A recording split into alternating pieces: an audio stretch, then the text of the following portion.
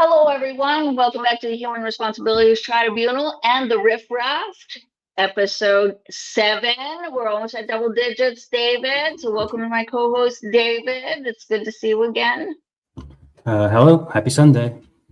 More snow, more snow, more snow. I know. It's March 22nd here in the Atlantic provinces, and we're getting 15 centimeters-ish starting in a few hours. My goodness, Yeah. it just won't end. Yeah, it feels like it's dragging on, although you can tell like the willow, the sap is running, the geese are coming back. I'm starting to clean my house and organize like mad. So that means it's spring. You just can't Mhm. tell by the amount of snow. Yeah, it's too wet and gross outside to get like gardening.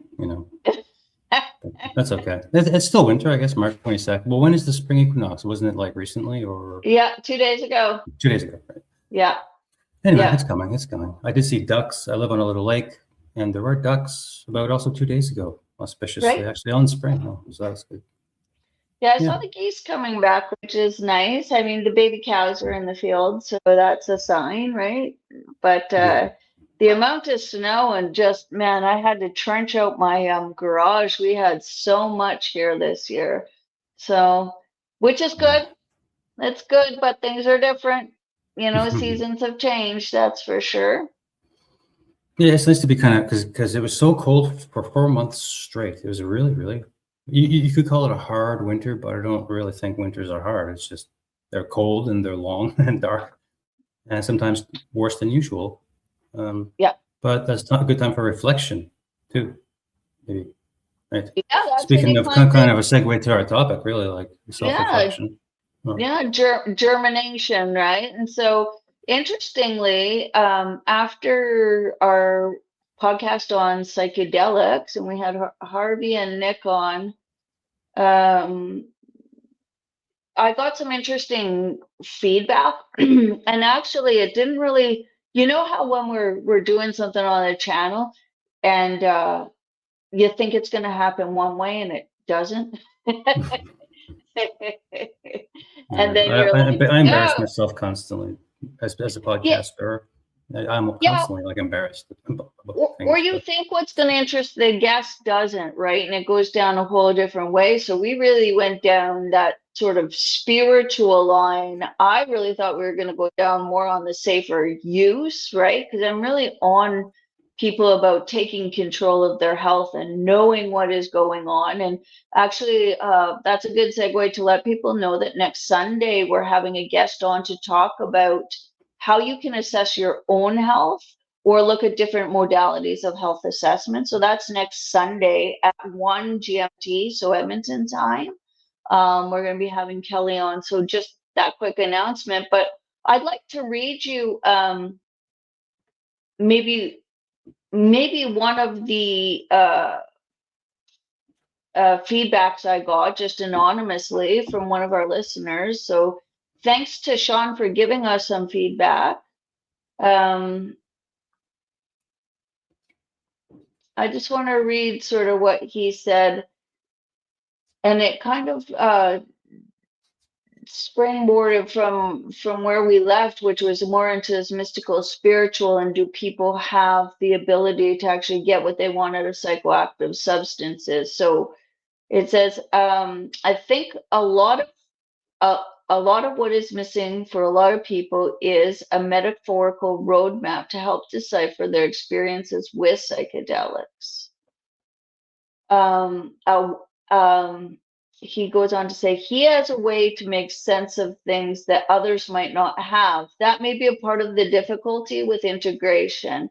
When stuff comes up in the spirit world, he's not left afloat in a sea of confusion as a result of the altered state. He has a template. So this is more of a paraphrase. He has a template for the spiritual world, the temples of the soul and the oneness of all that he feels, so that he has an orientation when he is in an altered state and in those different places or states. So thanks to Sean for that feedback. And it really does, like, again, I want to say there is no magic pill, either one from pharmaceuticals or one from your dealer or even a magical experience where you go down for ayahuasca once and you're sort of transformed forever. If you don't have a scaffolding for before or after, right? Something can happen and it can maybe make you different, but then you have to have integration. Yeah. Oh, absolutely. A few things that come to mind already are like the progressive stages of meditation on emptiness and the Buddhist meditation. It's not just like a little bit here, a little bit there, and then it slowly. Well, what am I trying to say here? If you're going to go really deep into a transformative metamorphosis, spiritually, which is psychologically, really, in a lot of ways, isn't it? Yeah, you need to have a framework, and that's why I was noticing also, and I was thinking about this, that the shamanic tradition is really like ingrained in the psychedelic world. Like you take the drugs, you beat the drums, you light the smoke, right? All around. So I find a lot of these things have that kind of element to it. Yeah, anyway, a lot of things come to mind about this topic. And as I said last time, I don't even take psychedelics. Well, and I wonder if there's not a preamble to all of this. So maybe let's read this. Let me read this is what AI says, because now you can't actually search anything without an overview, is entheogenics are psychoactive substances, often plants or natural. So obviously this is some bullshit definition, used in spiritual, religious, or shamanic contexts to induce altered states of consciousness, feeling, or perception, derived from the Greek term that means generating the divine within. It's often described by substances like ayahuasca or psilocybin mushrooms. Well, there's many different types of psilocybin, so that's wrong off the bat. There's psilocybin truffles as well, and cannabis. So interesting to me. That would not be my definition. So maybe let's lay out our definition, because I think it's not just substances that are natural. I think it's substances that are made and natural, but also experiences. So the sweat lodge can be an entheogenic experience. You're laying down a meditative experience, drumming and dancing like that, where you get into that, I don't know, that altered state. You can have that experience too. So let's just lay down what you're thinking, because that's what I'm thinking. I'm thinking that definition is way too small. It doesn't include all the substances, but it doesn't include all the things you can do, all the activities you can do. I did a sweat lodge once. It was a nice little thing, and it worked great. We sat around, and we didn't really know each other well. It's like on an organic farm when we were younger, or just whatever, in my 20s. Just different people from different areas, kind of hippie types. And we were just like, let's build a sweat lodge. And they knew how, and they built it anyway. And they just sat around, and the one guy who sort of was the ringleader, he would say, like, let's just take turns sharing wisdom. And I was like, okay. But, eventually that sweat started to affect me and deeply, because people opened up and started saying shit about what's going on with them, their family, whatever. And I thought that was interesting. Yeah. And when it was my turn, I was like, oh, Jesus. But anyway, I was pretty young. But like you say, things started to happen to me psychedelically, and I was even on drugs. For sure, things were happening. Well, I think that's what journeying is too, where you go off by yourself, or you can have those sensory deprivation tanks, which are interesting. I've done that. I have my own sweat lodge that I keep and that we do on our property, right? Which is great as well. Fasting, dry fasting, which is really I'd hard, like and to try that'll bring that. you really fast. Yeah. Sometime for the show, I'm working my way up to it. I'd like to try that. The 3-day water fast. Because there's a podcaster and musician I listen to, Joseph Arthur, and he's always talking about that constantly. And he's really convincing me. Anyway. But I like to eat. I like to eat. For your body, health-wise, like physiologically, but I think there is a spiritual component to it, and that's why it's involved in every religion has a fast, right? Yeah, we're taking an interest in parasites here in this house due to certain discoveries that are being made medically, let's just say, and pharmaceutically around here. And my wife has been experimenting. She took something, I won't say what it is, animal medicine, and And she swears that there's been changes in certain things that have been kind of wrong with her health wise. And not only that, here's the fun thing. I want to bring this up. We're sleeping on a thing you plug in, the grounding mattress. It's under the bed sheet. Yeah. And I don't know, maybe we could talk about this later, a little bit off topic, maybe too far now, but we're talking about grounding and changing, really. Where I think that does come in is that there's, ability, people say, go out and feel that resonance on the earth, like put your body on the earth. Take off some of your clothes, let the sun hit you, let the moon hit you. And when we're talking about, so back to Sean's comment, when we're talking about a scaffolding to have these experiences or use these substances in, you don't just go in, well, you can, but you won't get as much out of it. Go in a fucking mess, take a magic pill or have a magic sweat lodge, and then come out the other side and you might be changed, but I don't know how long the change will resist for. And if you don't make changes on the other side, so let's say you're right back onto YouTubes and the news and eating McDonald's every day, I just am reticent to think that the changes will be lasting for you. I think it's like you have to, I think there is something about that scaffolding that you're talking about too, right? Is like, I have an understand, I create a link with the earth through earthing. I understand that my health is an important part of that change. And so I'm going to do some parasite cleanses on the other side and, things like that, right? I really feel like that's missing. Yeah, she was saying, because we've been asking each other, like, are you noticing anything? Sorry, my dog is going to knock over my microphone. Lie down. It's okay. She doesn't like it on the podcast. What was I saying? Yeah, so we've been saying, have you been noticing anything? And she says, man, little creaks in the bones, like we're both almost 50. These old stiff bones, because it's been such a cold winter. Both of us are noticing that that's kind of really a lot less. Kind of that sense of like, holy shit, I'm getting old fast. And she says she feels like her skin is like softer, and she has definitely a way better mood, and her work environment is like much more manageable. She's a nurse, so you can imagine. Yeah. Anyway, some thoughts, I guess. So. Yeah, for sure. So what do you think about this scaffolding? Because one of the things that since Shauna brought that up, I was really thinking about and would really like to have some different people from different religions on, because I really feel like mental health has replaced our scaffolding of being a spiritual being or being something greater than our meat bag or having purpose, right? So now instead of seeing themselves as, just for example, like if we use some sort of Christian scaffolding and we say that we have a higher purpose, we're here to create, to try and do good, to try and limit the skewed human condition, to try and take control of ourselves, or maybe if you look at it in a reincarnation, we're here to learn, or blah blah blah, so that we can become greater than ourselves or what we were before. Or even if you look at Jordan Peterson says, compare yourself to who you were yesterday to see if you're making gains, right?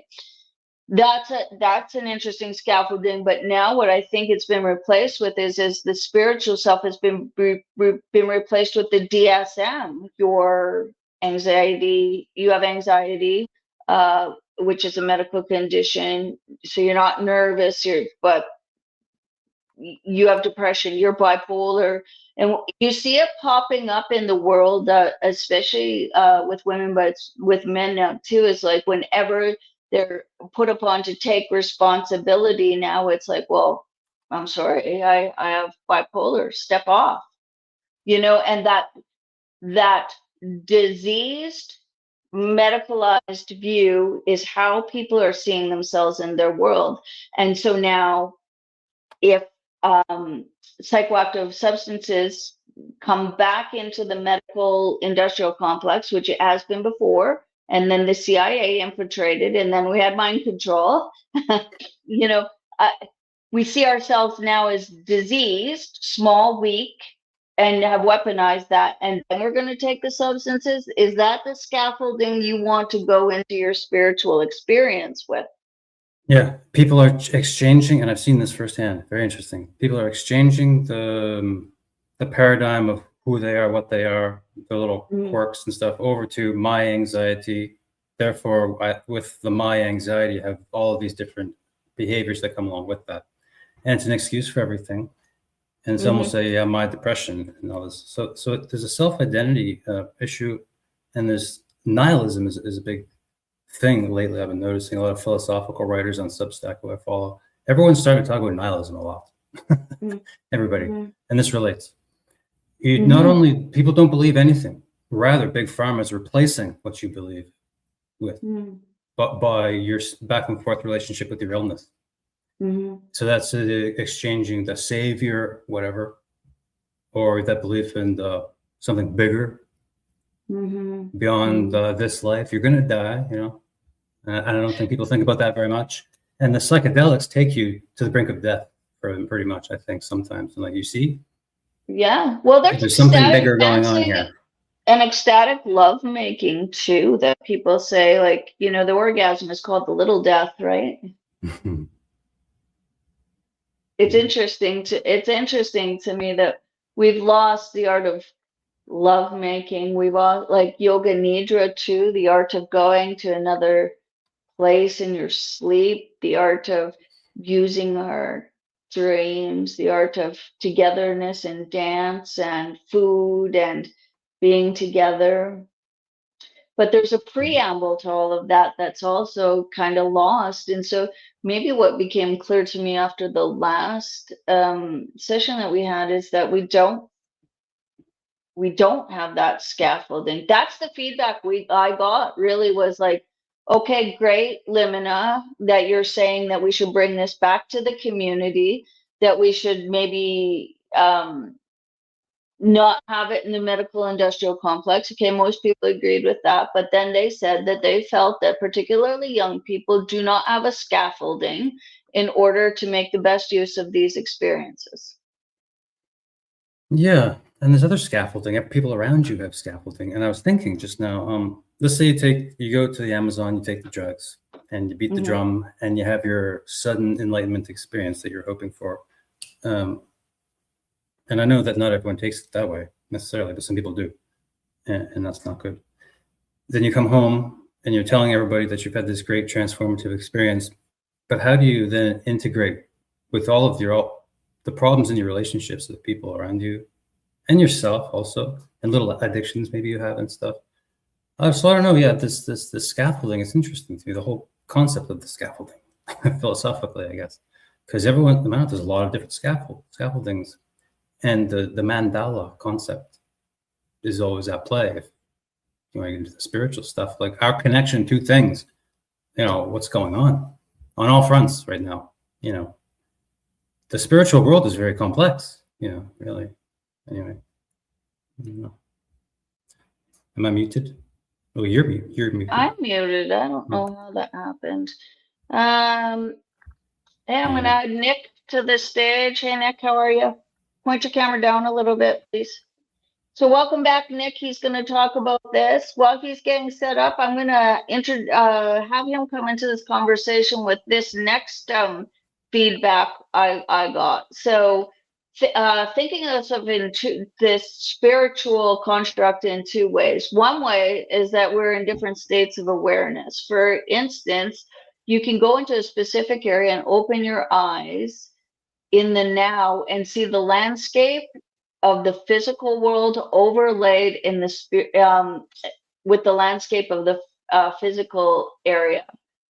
Another way to look at it is a metaphor of layers outward from the physical body as well as the inward layers.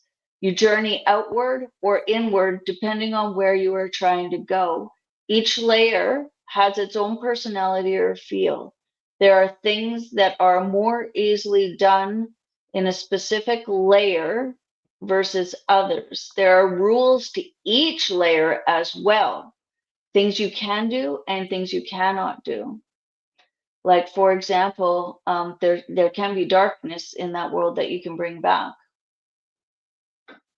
So thanks for the feedback again. Like, I thought that was a super interesting concept. I agree with that. What do you think of that, Nick? Pretty heavy. You're muted. I can't hear you. It might be your Your mic's settings not somewhere. working. Go out and come back in. You might have to change for your mic from one mic to another mic or something. Yeah, go to settings under audio. Anyway, so I thought that was kind of interesting too, again, to the layers, the working inward and outward. I kind of like the working inward and outward too, because like if you're not going to do any inward work, I just wonder how much you'll get out of it. No, and I'm not a prohibitionist. If you want to do stuff just to have fun, I think that's all right as well.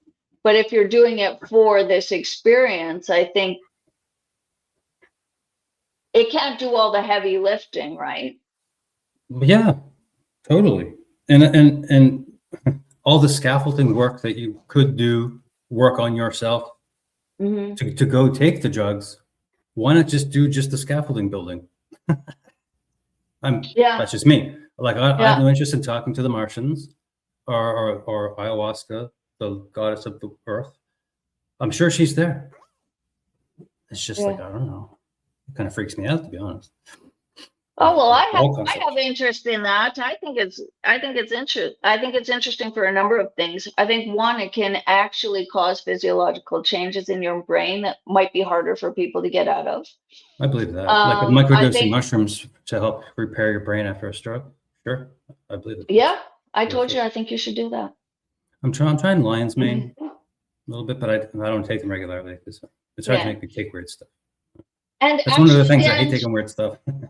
Let's go over like safer use at the end, because some people aren't very clear about what a microdose is, and you shouldn't feel it at all, right? So that's something that's interesting. But I've had people that have had success with that, but I've also seen people have a lot of success with going on keto or carnivore, where they starve their brain of sugars, or fasting to allow it to heal, So there's lots of different ways to skin a cat, and it depends on what your comfort level is and who you want to bond with that. So I'd like to say that in terms of scaffolding, I think psychoactive experiences or substance can be really useful for couples.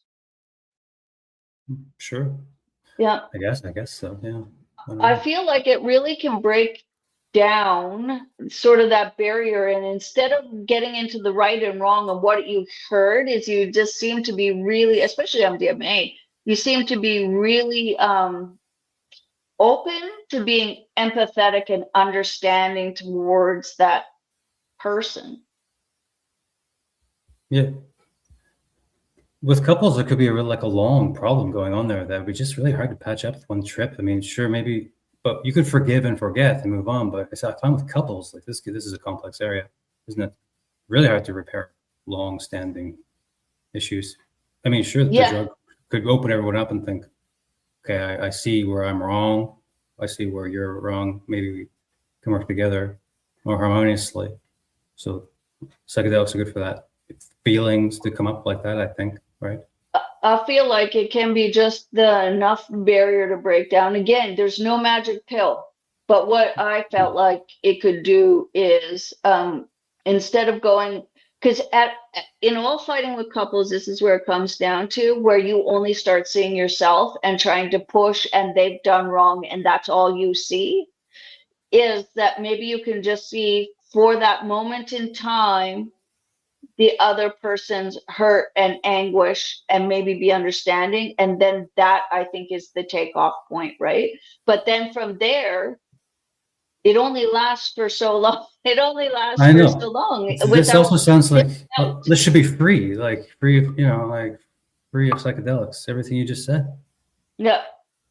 That's no good. It's a healthy, functioning human being you just described. And we're trying to get to that point. Like that's a sad state, and I'm in agreement. Yeah, It's yeah, truly, yeah. wow, that's the nihilistic thing, man. People have nothing to believe. They can Well, so find it, do I'm you, sure. hi, Nick. Did it work? And No, I still muted a little.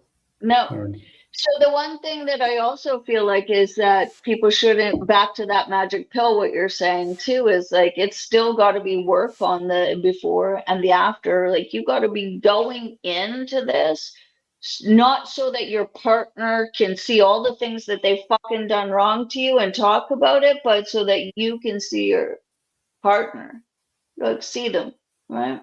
yeah, If transcendence. you're past that, yeah, it's You're not going to transcending do your that. ego into the greater cosmic oneness of all. Yes, I know how it goes. Hmm. I know what they say. I've read Ram Dass. Yeah, I've been a Buddhist for 25 years. Trust me, and I know what this is about in some sense. Maybe yeah. philosophically, logically, you're trying to get beyond your little dirty ego. All of your little Yeah, opinions about people, all your little opinions about yourself, and all your little opinions about everything, the whole world, everything. And your mommy hurt you and whatever. You hate your coworker. Okay, great. You're addicted to food. You got problems. You can't change. Oh, life is so fucking miserable. You want this to be it. This is the journey that drives you to the Amazon jungle. well, so if we go back to the scaffolding, what if you see yourself as somebody who has all these DSM of diagnoses, and you go in and you're like, and I've seen this too, is like, it's because of my mom. I'm going to go in, I'm going to trip balls on MDA, MDMA, or whatever, LSD, and I'm going to go back and I'm going to repair all the things that my fucking mom did to me, or my Yeah. dad, or whatever, because everybody wants to trauma mine now. What I've seen is that it's usually not what you think it is. And if you're already going in with the scaffolding of I'm sick and diseased and a victim, and then you go in and you trauma mine, because I mean, lots of these things you don't actually lose your mind, like people say. Um, then you're coming out the end. And if you do it with professionals and you keep going on that, you're actually building what I would think is a PTSD pathway, right? So scaffolding counts. And I'm really glad that Sean had built this, brought this up, and then Nick had actually messaged me after and said, I think we need to talk more about this part of it, because I think it can go really wrong for people. Mm-hmm. Well, yeah, and there's this concept also. It was more so in the 60s and 70s about sudden enlightenment. People got into the yoga and the meditation Oh, yeah. and the chanting. You know, Ram Dass and all the Buddhists came over, and all the Hare Krishnas, etc., Hindus. There was this concept in that religion, the Far Eastern religions, the mystic light, that you could have sudden enlightenment like this. Boom. Yeah. With the right experiences created around you, the right rituals Yeah. happening, the right Yeah. moment, bam, boom. Yeah. You're enlightened, the mind will just shine forth. So this is another bunch of bullshit. Truly. For a Westerner, Yeah. no way, no way. You need scaffolding. Here's the thing. I think that could be true, but you need scaffolding of many years of slow meditation, slowly letting go of that little dirty ego. And then boom, maybe you have a flash of love, whatever. I don't know. Don't ask me. I've just read the material. I think people just need to calm down. Calm down, relax. Love yourself a little if you can. Just take it easy. Yeah, I hear you now. Oh my gosh, it's just the headphones. Yeah. I switched through everything like 10 times. Yeah, it can happen. Yeah. I think, Is the quality worse, or is it okay? No, coming through loud and clear. Yeah. Yeah, so I think it's important to reflect on what you just said, of saying that it's not that we tend to see it, maybe in older people as they have no scaffolding, but that's probably not true. I think what's coming clear as we talk is that certain people have a skewed or perverted scaffolding. It's one of disease, or one of selfishness, or one of nihilism. And most spiritual or religious ideas have a dark and a light, and I worry that people go to the other side and bring darkness back with them, or become more dark or more ill. And I think we Well, are yeah. at risk Hello. of that. Satanic rituals, anybody? Sure. That's all about opening you up to the darkness. Oh Mhm. my goodness. Mhm. Let's not go there. Oh my goodness. Yep. That's from my other show. Yep. Yeah. No, We it's talk not about though. I mean, they're it relates. Like rituals, you don't, here's the thing. We're pointing this out. Scaffolding is interesting and it's required to have a religious transformative experience, metamorphosis of your little heart, whatever. Mhm. Rituals can do it. Music and dancing and beating on drums, wielding sacred daggers, killing virgins, whatever's going on. Rituals of all kinds can totally transform your fucking mind, for evil or for good. Sure, of Yeah. course, it's called magic. Oh, and it's real. I think it's very real. It's funny It's you only say as that. real as you believe The it. first time I did Molly, Just I how thought you did it. I said that to somebody, is that I thought it was the tiniest little amount of magic dust I had ever seen. Noble magic. That's a good one. People should. Yeah. Oh, it's barking. I'll Hey, mute. Go ahead. hey, Nick. Talk to Nick. Yeah, hello.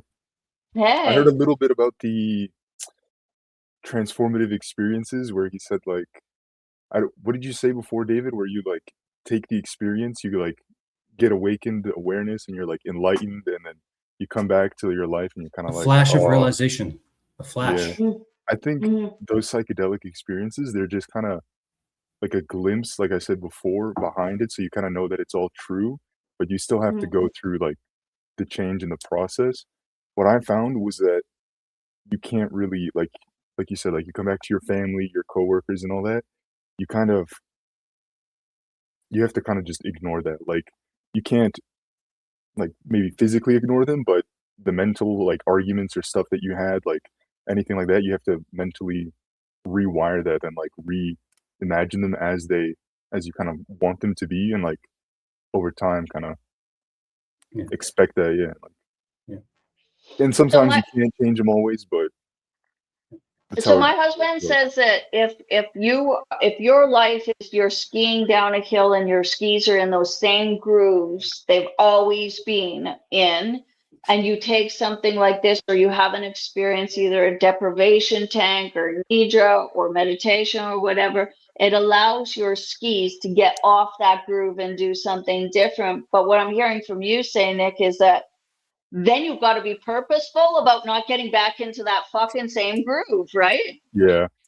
They're called Many people habitual like, patterns. Habitual yeah, Yes. patterns.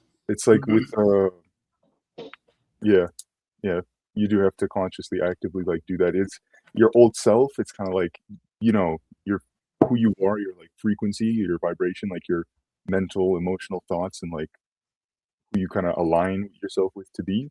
It'll Mhm. kind of come back and try to trick you and, you know, make you go back into your old patterns and old ways, but you have to Mhm. consciously like go like realize that and be aware. I think awareness is like the number one most important thing. Like if you're not aware, then you can't really change. You can't do anything. You have to be aware of yourself and your internal and what's happening. Even though you can't always pinpoint what it is, like you can relax 30 minutes, hour by yourself and just like go through your emotionally like negative experiences and stuff like that.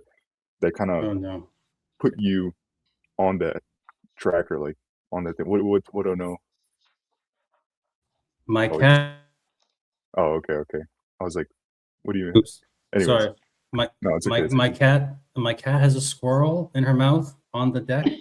I will be right back. Okay, okay. Yeah. Oh, you're muted.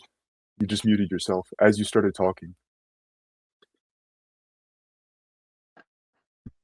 I'm having problems with my headphones too. You just started talking and they auto muted as you started talking. It's Yeah. weird. Yeah, I don't know what's happening. People do. Maybe the world doesn't want us to talk about this. Some people don't. Some people don't. It's it's it's interesting to me how you talked about the preamble of the experience too, because I just wonder, I've been feeling, oh, it is connected. Sorry, I'm just going to reconnect here. It is interesting to me that that the use of some of these substances for dancing in raves, and maybe I just haven't been able to be a part, like be. It muted again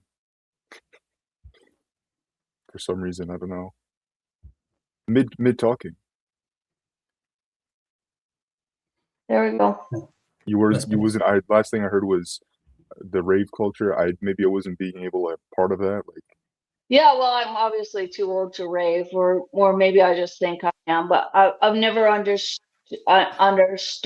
going to that. But maybe it is that freedom that people are seeking, that they go, and I don't understand. And I'm not a prohibitionist. I think you can do drugs just to have fun if you want to. I mean, mhm. we have Yeah. to, it all goes into that personal responsibility part, right? But if you're not using it for that, I think there is a real preamble in setting the ground to what you're going into and why you're going into it. Yes, this is the main thing. I've dabbled in that a little bit, and let me tell you, it's just to numb yourself, to feel something different. It's like a numbing and a fake like frequency change, fake vibrational change of your internal state. It's not real. And then you come back, that's when like you might have something, or I don't know, you see something, and then you come back and life is the same. No, it's not the way to do it. It's like no, it's like most other things, like where you just drink the alcohol or do smoke the whatever just to feel something different, but you didn't actually truly feel like the real change. Some people might have, but I can't say that for anybody, but that was a lot for me. That's interesting because I don't think that people understand that it can still have the same addictive effects. Like the idea of these psychoactive substances are so in the minds of people now as being the great healers and the new magic pill that they forget that it's like MDMA is an amphetamine, Hmm. like Like, methamphetamine, yeah. or like your ADHD drugs. Hmm. Oh yeah, when I tell people that, like, oh, you're taking your little diet meth pills, and they're like, what? Yeah, yeah, yeah. So Can I tell you about the rave culture or something? As an yeah. observer, imagine I'm a reporter and I go back to the 1999 and I tell you about what I was seeing and hearing at that moment. I wasn't taking the drugs or going to the rave, but all my friends were. And they would say all kinds of stuff. Like, oh my God, I was danced all night long. I saw colors and I felt so much love and I could see my heart chakra shining out. And I was like, okay. So you should do it. You gotta try this. Then they would do it every weekend. And that, caused a lot of depression scientifically, because in your brain, we know now more about it scientifically, what MDMA does to your brain long term. But they were laying on the couch depressed for 48 hours, physically and mentally couldn't function after that weekend of spiritual delight. It's not spiritual anything. It's not It's truly fake. spiritual. It's not a truly spiritual No, experience. change your attitude, be a what better person, settle the fuck down, be I a know. normal, grounded human. And just, I don't know, shoot straight, be nice, be kind to others, be kind to yourself. What else do you need in life? Shouldn't this be enough to proceed? But again, that's not easy, I guess. I mean, I'm an asshole too to people. I mean, what can I say? But that's what religions teach. Don't be an asshole. Don't be an asshole. Yeah. I'm from the Henry Rollins school of religion. Just, yeah, I don't know. But Don't ask me for advice. he would not agree with drug use either, right? Like he always thought, he was such a clean punk rocker and probably one of the only ones that was, which is kind of interesting. But there's people who run. When I was living in Arizona, I met this guy, John. He did John LaFlame, if anybody wants to look them up, which is quite the handle. He's a long distance runner, and he would run 100-mile, not kilometer, mile races. And I gotta tell you, there's got to be something super spiritual about that too. Or cold therapy, just sitting in -100 for 1 minute, I think there's so many different ways you can have a spiritual experience, but they are all ingrained in religion. And so when you do have that, it does feel like it's got some sort of scaffolding, whereas the new way is a sick, diseased way. Yeah, man, you're dealing with the spirits either way. That's what I was trying to get at the beginning. What I was trying to say, how there's a religious and ritualistic element to the shamanic stuff. Like, here's some examples. Just even from high school, they'd be like, "Let's go take mushrooms, so we got to get out to the forest somewhere and like commune with nature and stuff." So it's like, so that's kind of how it's supposed to go. And intuitively, people know this.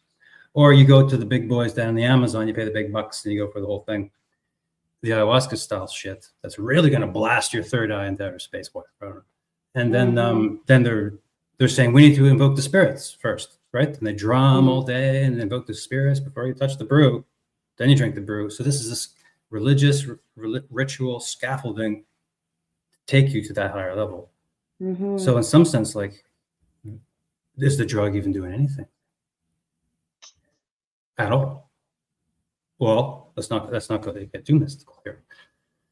Well, here's another thing I've been wondering about too, is that, there's a lot of talk about serotonin syndrome, and they talk about that with an MAOI inhibitor. But another thing that we've got to think about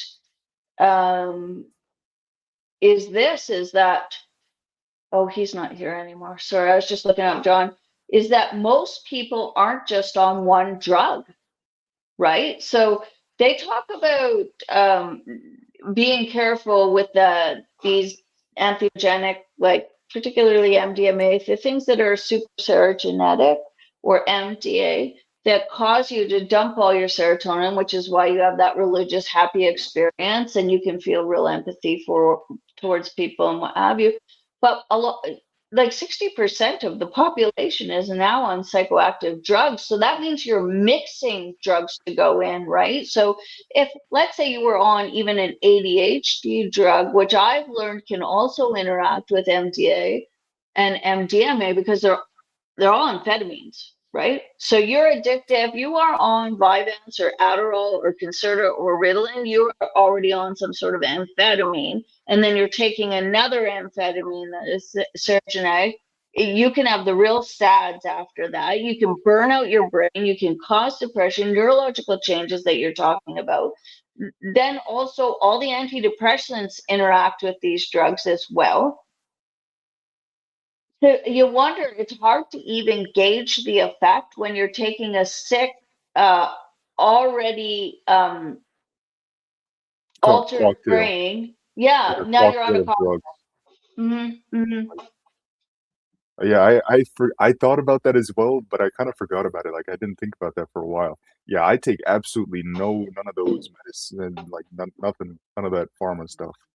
So Yeah, like, I know neither. a lot of friends that do. They're like, they come to the doctor. Like, I had a friend, he just came to the doctor. His foot was just bouncing, like just some like nothing. The doctor's like, you got ADHD. You got to take your diet meth. And I'm like, why? No, you don't need that. Like, you're completely. He's like, no, I have ADHD. I'm like, okay, whatever you think, like whatever you want to convince yourself of. Like, a lot of people, they just convince themselves of like stuff like that. It's funny how we never take anything away to reach a spiritual enlightenment, right? Yeah, That's what I like about fasting or journeying, is that it's taking something away versus adding. Yeah, and it definitely does do something, does work. man. If something's going wrong in your life and you're feeling anxious or depressed, that's important. It's like that is something actually important to examine, to look at, and to accept, and realize it's not permanent. But why is that happening? It doesn't fucking come out of nowhere. It doesn't fucking come out of nowhere, goddammit. That's the marketing.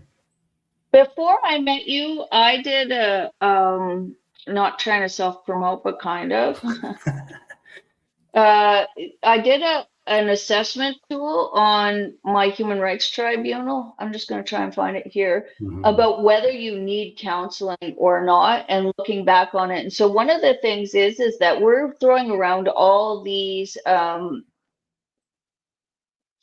interesting like DSM diagnoses for what would have been 20 years ago, even a really normal experience. So you have to be able to assess your own feelings to say whether what you're going through is acute or chronic or ongoing, where it's outside the normal scope of what being a human being is.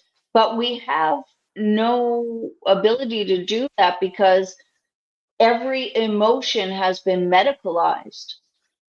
And now our spiritual self has been medicalized. They want faith. They're monetizing humans' faith in things, in themselves and in others. And I think if you have faith in something, I don't care what, then you can change, then you can grow. Right. Faith that whatever this anxious blue feeling is, you're depressed today, okay. Don't worry about it. What else is going on around you? Are you hungry? No. You poor? Not really. I mean, relax. Like, I don't know, clean the house. Take care of your business. Brighten the atmosphere. Pick some fucking flowers. Do something. Like, yeah, a lot of it. Life is for living. Yeah, not for drugging. Some people, they don't do much, or like they want to. They like just quick do nothing. Fix. Like quick fix, or like they want to put as minimal effort into stuff as possible, and then they're like, okay, they do little things and nothing really like satisfies them. Netflix and chill. Netflix and chill. Eat a bag of I don't know what. Eat a bag of something or something gross. Distraction. So what do you? Yeah. I feel like the gut biome is more important than magic mushrooms almost, but mushrooms are good for like medicine for certain diseases, yes. But for the spiritual transformation, like what about the food? But I mean, not to change the subject, but.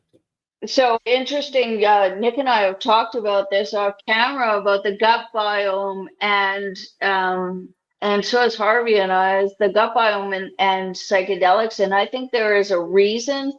So I'm not sure if you've ever done them, but whenever you take like mushrooms or LSD or MDMA or MDA, it empties your gut. I think your gut is such a big part of your brain that there's no way to experience that spiritual enlightenment with a full gut or without resetting that. That's why I think it's also involved in religions that you have the fasting, is that's a reset, and also a great way to get rid of parasites, and also a way for your body to heal, and also a way for you to have nothing else to focus on but the task at hand. Man, I'm passionate about the gut. Oh my God. Japanese Zen culture, and I've talked about this before, the samurai and like karate, your power is in the gut. The gut, and he's drinking kombucha. And talk about parasites. Man, I think the gut has a lot of different types of parasites. And when those parasites, some of the bad ones die off, you take the animal medicine. Parasites cause cancer. That's what I'm trying to get to. People are thinking this. So am I, maybe. Cancer, not from smoking, not from stress necessarily, could be contributing. Parasites in the gut. That's why the drug that shall not be named cures people of cancer. Anyway. Is it the bendazole? I named it that. I don't want Big Pharma to come after me. I don't want to like. Okay, so there's lots of different types of cancers caused from lots of different types of things. So it's important to remember that, because here's what I'm also seeing is people taking these drugs indiscriminately just because they saw it on Facebook. And again, we're into responsibility. And so some of it is and some of it isn't.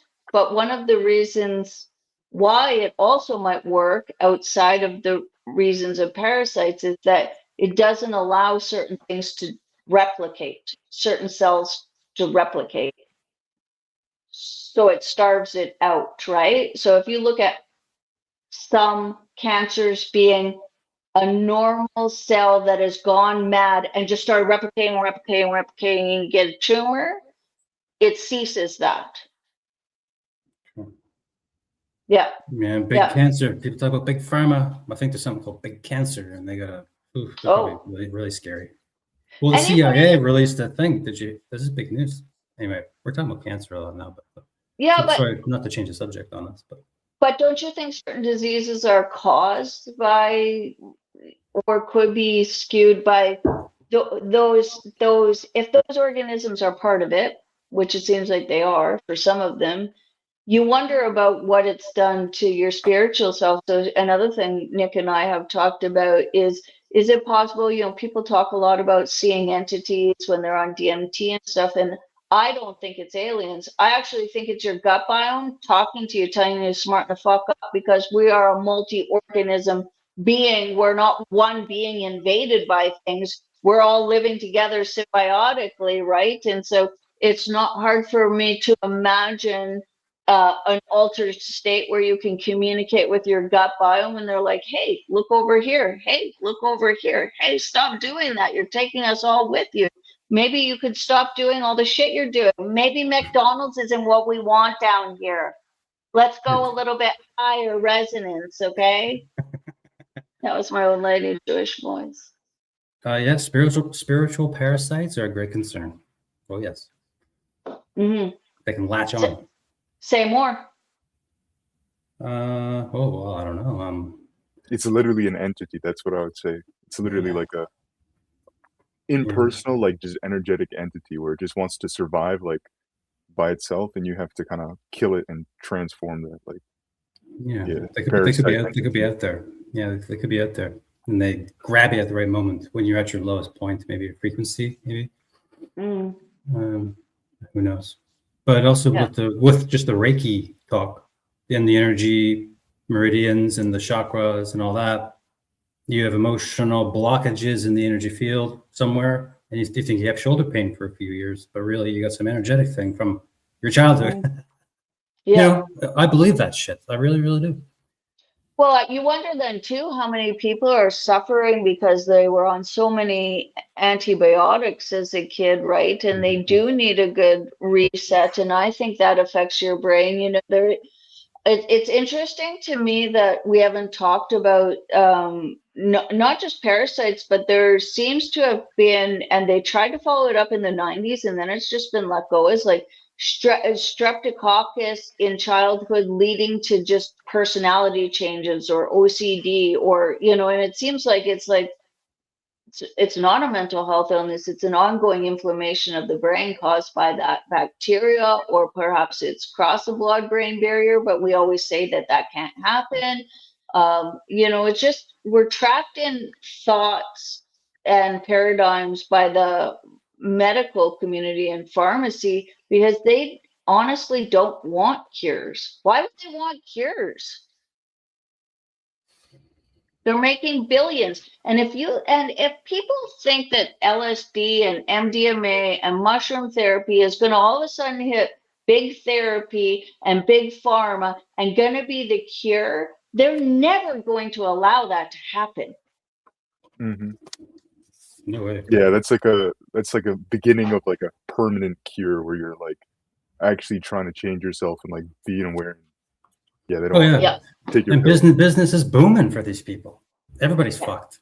Your foot's tapping, your foot's bouncing. You're sitting normally, but your foot's bouncing. ADHD. 2 pills. Take it. Oh, sorry, everybody. Sorry, my anxiety is just really bad today. It doesn't give you excuse to just chill out. I don't know. I mean, I'm sorry. The drugs are making them that way, probably also. Like, stop taking these things. So let me ask this question, and I'll ask you first, Nick, and then you, maybe David, is what do you think a good scaffolding for going into, if you were going to use these substances yourself or within your community, or have these journeys, like say a sweat lodge or a meditation practice, yoga nidra, fasting, whatever, what do you think is a positive scaffolding for going in? So A, what are the thoughts and beliefs you have to have? And then B, is there an action protocol you like to have? Thoughts and beliefs. Mm-hmm.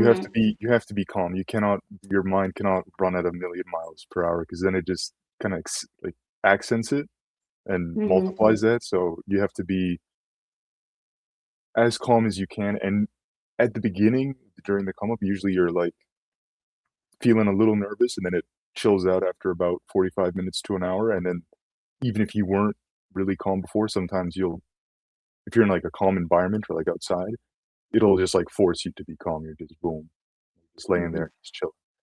But physical, I would say like fasting. I always love to fast for half a day, like all the summer trips and stuff. All my friends are like, "You're not eating before?" I'm like, no, bro. You don't remember last time? He's like, Mm-hmm. uh, Mm-hmm. whatever, man. I'm like, no, no, no. Day had minimum like the morning from the morning of till then. Mm-hmm. Um, stretches stretches are really good. It's so underrated because like most people don't stretch a lot, and then like they feel their whole body like fully, and then they're like, oh, I actually have to stretch and stuff, and that's when they do the stretches and Mm-hmm. everything like that. That's pretty nice as well. And yeah, like I said before, prayer, the mental, you have to ask to want to know.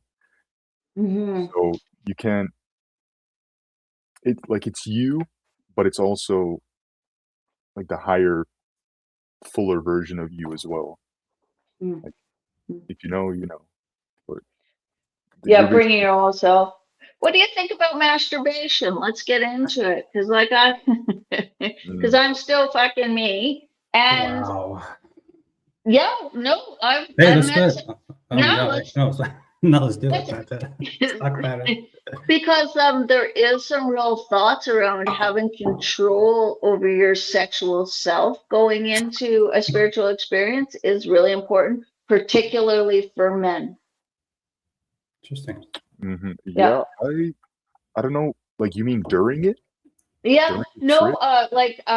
no, I've heard even in certain sweat lodges, how they're run is they don't want people to masturbate or have sex for 3 weeks or 3 days to a week before, that they want that harness, that also needs to come into your spiritual self, right? So even with like fasting or journeying, like I don't think you should be jerking off during that or having sex. It's about an actual fast, like denying yourself all these things so the focus is an inward journey, right? Mhm. So uh, i I have thoughts. I do think that that could be important. Yeah, I think so as well, yeah. Like, humans were not designed to be busting nuts every single week, every single month, every single like you have a kid every year, 2 years sometimes, you have a season of, like, 1 kid, 2 kids, or something like that, and then, you know, Mhm. maybe a little bit more later or just 1 kid, but, yeah, nobody's doing it that often, like, it's Yeah, 100% has, like, a energetic and, like, physical strength effect as well, yeah. yeah. Denying yourself pornography, like it's not just food in yourself, like I think it could really bring a couple together to deprive themselves of sex and then do something spiritual like this together, right? Mhm. I think so Yeah, as well. yeah, yeah, yeah. Yeah, pornography is another version of what we already discussed. This monetizing of our desires, really. Mhm. I think it's like the animal self, like, Yeah. animal self, yeah, Base. Yeah. base. Living in like, did I say this before? I read a book about Saint Seraphim on the acquisition of the Holy Spirit, and it said that God created man as kind of like an animal that, like, has his own systems and, like, basic chemical functions and everything like the animals where they just live off their chemicals and instincts, and then he gave them the breath of the Holy Spirit. Yeah, I did say that last time. And then he gave the breath of the Holy Spirit to them. So it's like Father, Son, Holy Spirit. Like, Mhm. you're not supposed to be living from the ego, trapped in like the effect of the three-dimensional. Like, that's the limit. That's the final stage of it all. Like, you gotta live from your consciousness from higher, like, awareness with your emotion state. Yeah, Yeah. You need emotional. your energy. You need that chi Mhm. energy. And So, sex, recreational sex, it it expends all that. I went to live in a Buddhist monastery, and I intended to be a monk. Yes, I did when I was in my early 20s. Really? Yeah. Oh, Yeah. so I thought I told you that neat. before. Thanks for sharing I that. think I was That's 20. I think I was interesting. 21 years old. 21 years old, and I said I'm Yeah. going to go be a Buddhist monk. So I did, and I did not do that, obviously. But I stayed there for around 6 months. And after a year, you can take ordination and shave your head and do all that stuff. But you got to stay there for a year and prove you can do it first. Right. And then not masturbating was one of the fucking rules. Yeah, they said don't do it. No sexual activity here, none whatsoever. Zero, zip. It's one of the 5 precepts that they have to live by. Those Buddhist monks. Really? Yeah, no stealing, no drugs, no intoxicants, whatever. It's usual stuff: lying, stealing, intoxicants, sexual activity, and one more. Something regular or normal that normal people just don't do. Mm. No taking life. Actually, that's not a normal thing. People do take life. It's No taking of interesting. life at all. No exceptions. Not even insects. It's Yeah. interesting to me that self-control has gone by the wayside, right? Where it's not value anymore or a positive character attribute, if that makes sense, right? Where it's Say that like, again. What, say that again. so like self-control, like when you were just listing off those things, those are all things that that the monks would insist that you had control over yourself, right? But now self-control is not really uh seen as a positive attribute. In fact, it's like a shame, like, oh, you you fat shame me because I don't have control over food, or you've kink shame me because I like to have furry porn, or whatever. It's like there's no insistence that we have control over anything. So if we don't have any control over our emotions, it's fine because it's a disease, and we're supposed to be happy all the time. So that means we we don't have to have this range of feelings that we have some sort of control over the negative ones, or some sort of resiliency to it. Wow, I knew that, but you just like pointed it out and like made it That's huge. click. Like That's so massive. That's yeah, huge. uh-huh. And meditation practice on a regular basis. What happens is you catch yourself long before these emotions come out. You're starting to think. You're having stinking thinking, as they say in the addict world. You're starting to think things, and it's like about yourself or others. Just like I'm feeling depressed, whatever it happens to be. I don't know. And you catch the thinking a little easier because Yeah, you're feeling it. You're feeling it more. You're like that. Maybe you can just take a moment, remember your practice, sit down, take a little breath, change the frequency, go clean something, wash dishes, get moving, do something, man. Embrace the world. You got to break through. And that's what psychedelics also, back to the topic at hand. We're trying to break through something almost, or break down some kind of fundamental operating system that we don't want in our mind. And as someone who studied Buddhism, I know a lot about this particular topic. Well, then again, you should have an idea of what operating system you do want, or you just end up going back, right? And then you're just doing drugs and going back, which is also fine. I'm not a prohibitionist, but if you're trying to do something different, This is a why good religion is good. roadmap. Religion is the roadmap. Be a good boy, be a good girl. Don't kill, 10 commandments, all that, whatever. There's a daily, step-by-step road of awakening. And you got to walk the road. You can't just go to the fucking Amazon once every year and say, oh, whoa, everybody, I'm so enlightened. I got a ponytail on the top of my head now instead of at the back, a top knot. And I wear sandals. Fuck off. Bullshit. Yeah, and it's a big experience. It's interesting to me, the people that'll travel halfway around the world to have one of those shamanic experiences when, well, one, mushrooms grow here. Like we have our own experiences here, and religions also have their own experiences. And to me, I feel like that's just another example of perhaps for some people the magic pill. If I just go do this, I'll become enlightened and I'll do. But you're taking from a different culture that you're not down there for, so you don't even know if it's real or if it's a caricature of itself, right? When you can do other things with your community here, and I think there's another alarm bell that goes off for me that says this is why we need to keep it in our community with our friends, with our loved ones, so that we are ensuring that we're protected, ensuring that those lines and networks that are set down, we can maintain with the people that we love here, and not be creating something that's just, it's basically a holiday. I love that, because going to the Amazon to drink the brew with the shaman, you're also hanging out with 100 people you don't even know. Yeah. It's like, good Lord, it sounds like hell, actually, to me. Yeah.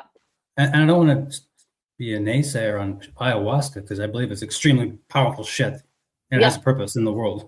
For sure. Keep it away from me. I don't want it. I just don't want it.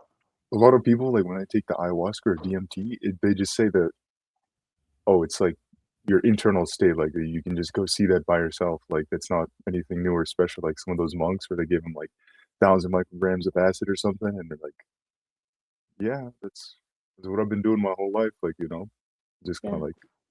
There's a famous story where Ram Dass, he was big into acid in the 70s. See, he was a bit of a CIA culture subverter, in my opinion, actually. And I have a lot to say about Ram Dass. But anyway, he was one of those Hindus, or he went over to India, became like a Hindu mystic. He was a Harvard psychologist originally. So a little bit of a story with him. But he brought a bunch of acid to India, and he gave it to his guru, this Indian mystic living on a mountaintop, you know. I think that's the one, yeah. Yeah. And the guys, he dumped up like 5 or 10 hits on his hand. He's like, look, it's acid. This is what I'm telling you about. All this great stuff.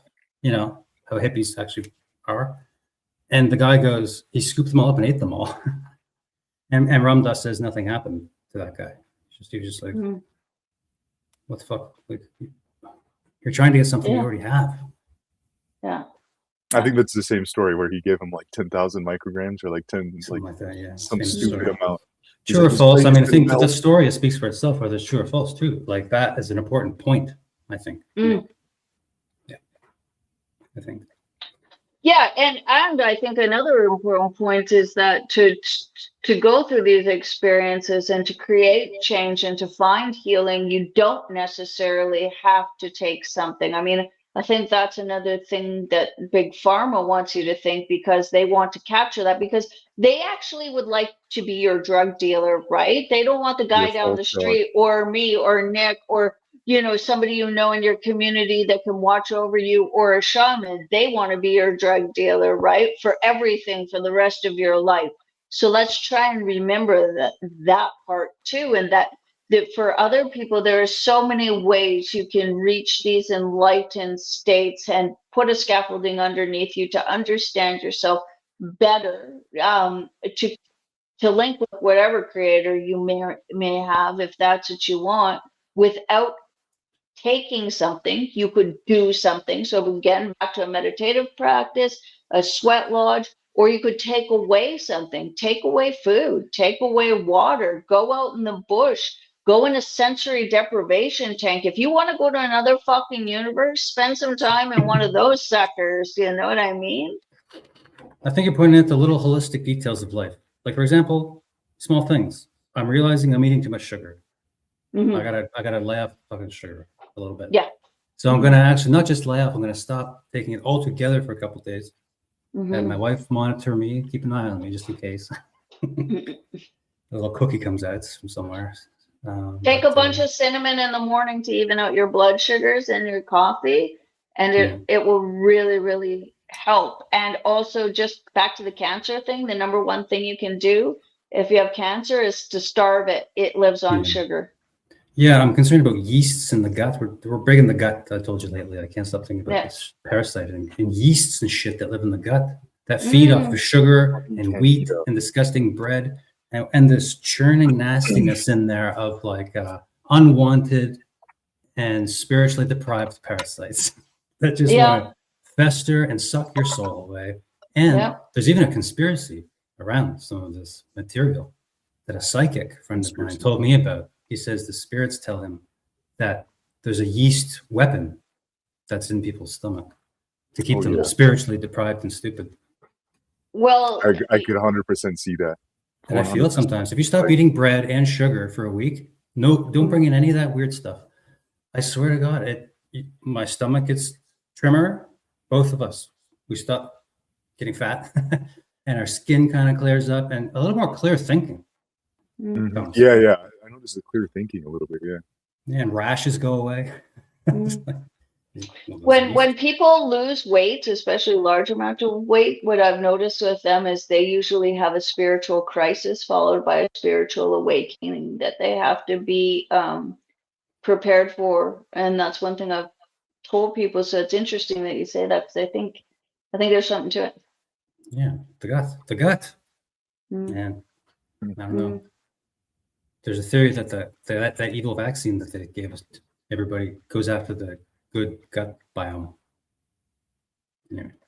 Yeah, Not, and not to throw a wrench into the topic. I think it goes after everything. They're just trying to like disconnect.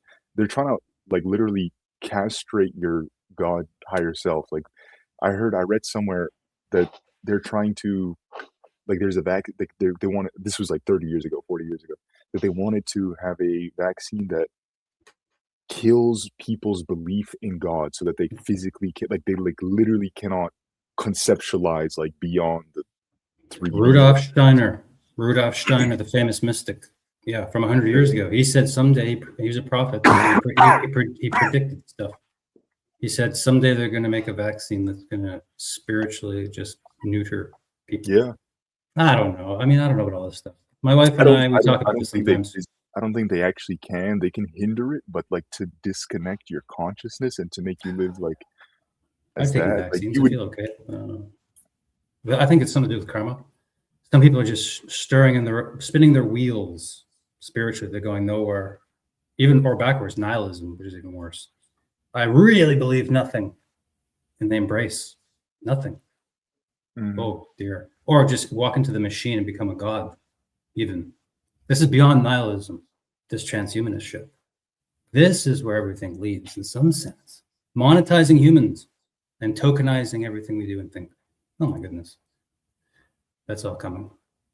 Not to throw another wrench in the 15-minute city dystopia. But, it all relates. We're going to wake up to avoid that future somehow. I think we're a cyclical destruction type of a universe.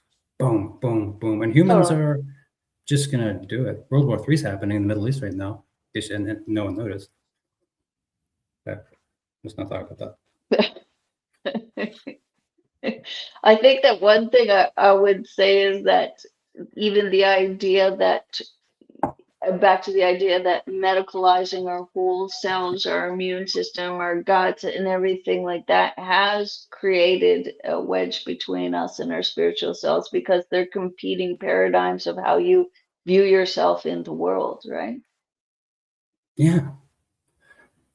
Are you strong, or do you constantly need a doctor to intervene on your behalf so that you can be, the only way you can be better is through them.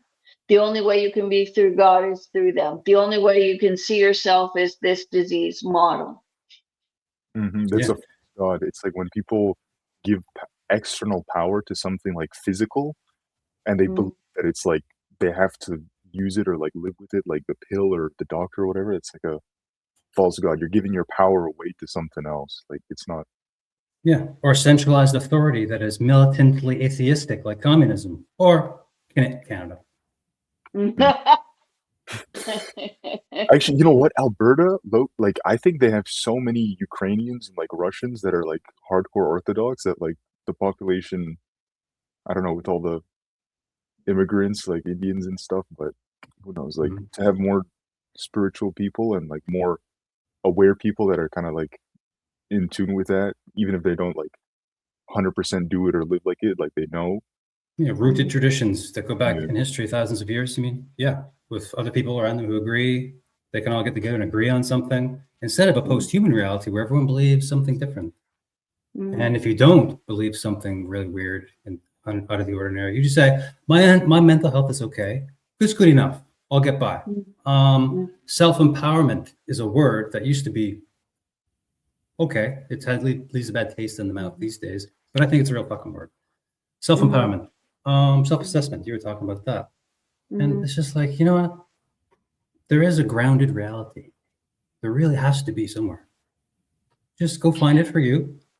And I don't know, man. Anyway, So would you say this is true? Every time you have somebody assess you in whatever way, whether it's a priest or whether it's a psychologist or whether it's a medical doctor, they come in and tell you the way things are for you and where you need to go. It disassociates you from that pathway. It actually takes your power away from doing for yourself. Yeah, and then you take a weird drug that changes your mental biochemistry in your brain. That's why you better be in charge of it. And that's what Nick and I have been saying is you better be in charge of it. You better have a scaffolding. You better know what you're doing, because otherwise that can go really, really wrong. Yeah, it's just so horrible. Like, man, people come home. I know people who say in their workplace, and when I was in school, I also heard this in the classroom environment. People having conversations about which drugs they're on or their husband or wife was on. Anti-anxiety or antidepressant drugs. Everybody's on them. It's just like, Jesus, like, well, maybe I should get on it. I mean, well, I don't know. It's all our age. I don't know. Is it great? Yeah. Don't get some. One, because I'll judge you, and you don't want that. Because I do it out loud. I don't need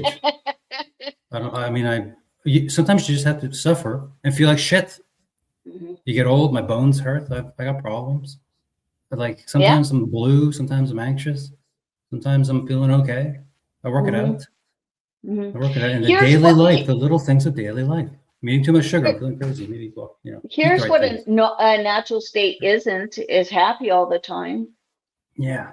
Exactly. I don't know why that's been set as the context of what normal is when it's never been normal. Yeah, in fact, I'm a curmudgeon. I'm a little grumpy, and I don't like people. So what? I'm not changing. So that's just how I am. Yeah, whatever. I'm almost 50, and everybody can fuck off. I'm a disgruntled Canadian, also expat. Yeah. I don't know what's going on here in this country. Oh boy.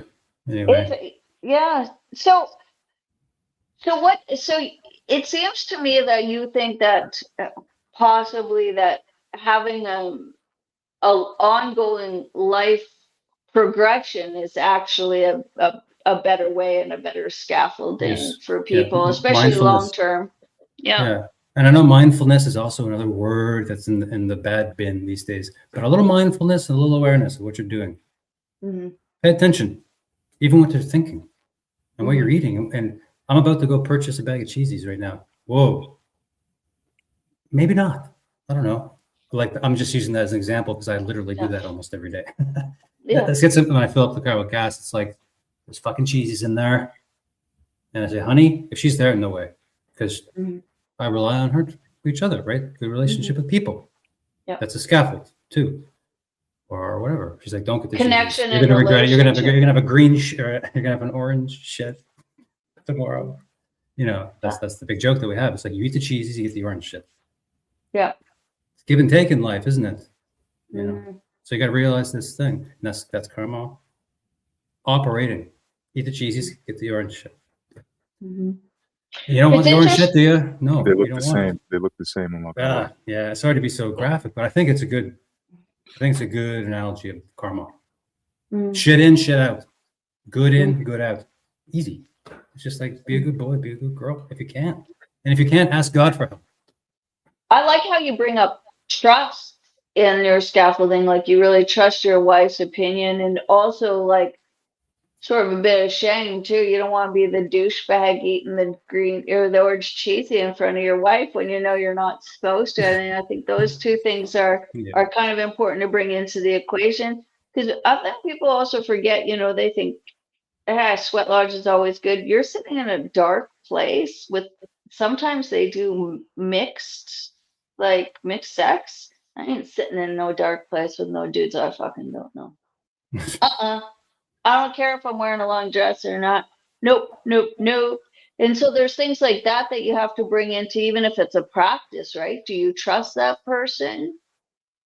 Yeah, right? like gurus and stuff. Can you really legitimately work through shame? Are they raising you up to be a better person, or are they dragging you down? Because I also find that an addiction, right? Is like anything goes. There's nothing too low that won't be accepted, and you're never supposed to feel shame about anything. Well, then where's the roadmap in that? Yeah, I like the abstinence, no sex. I think this is so important, at least to dabble with once in a while. You know, if you go to Burning Man, you know, and you want to have a mystical experience, get stuck in the mud as they always do. Anyway, funny things happen there.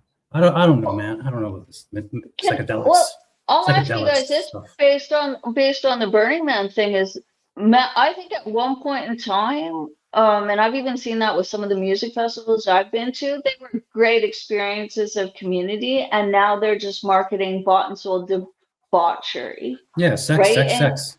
Yeah. So you know how like cancer's been pink washed and the whole environmental movement's been greenwashed. It's not actually there to actually improve the environment at all. I think psychedelics have been co-opted in some fucking way, right? Even sweat lodges in ayahuasca, they've been bought and sold. They're business now.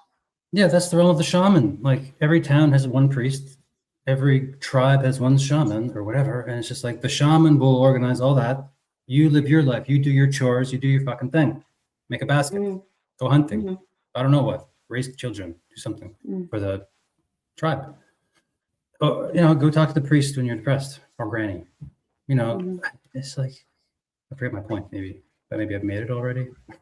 Sorry.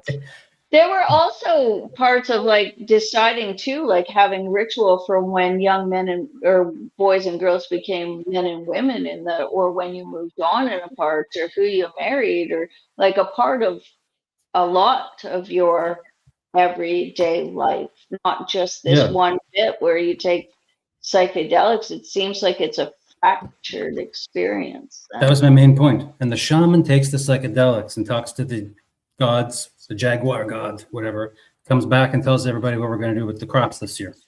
Not everyone's tripping out because they're feeling like shit all the time in the tribe, probably. I can't say I've ever lived in a tribe. I don't know for sure. But correct me if I'm wrong. I'm kind of on the right track. Regular society is regular society. The laity, the people working, living their lives, feeling great, with purpose, hopefully. A place. The shaman does the shamanship. The priests do the praying, representing the gods. Not everyone is the fucking shaman. They give it up. That's in the rave culture. I was like, oh, everyone's a fucking whatever. Talking to the aliens now. Get out of here. I think one of my big experiences is when that Arizona shaman cooked all those people. Did you hear about that? Yeah. No. Well, I feel like there's details we need to know. But Yeah. I gotta go in a little while. Yeah, I can't go too much longer either, but this Arizona shaman had a sweat lodge and it was very, very hot. From what I've seen of the pictures, he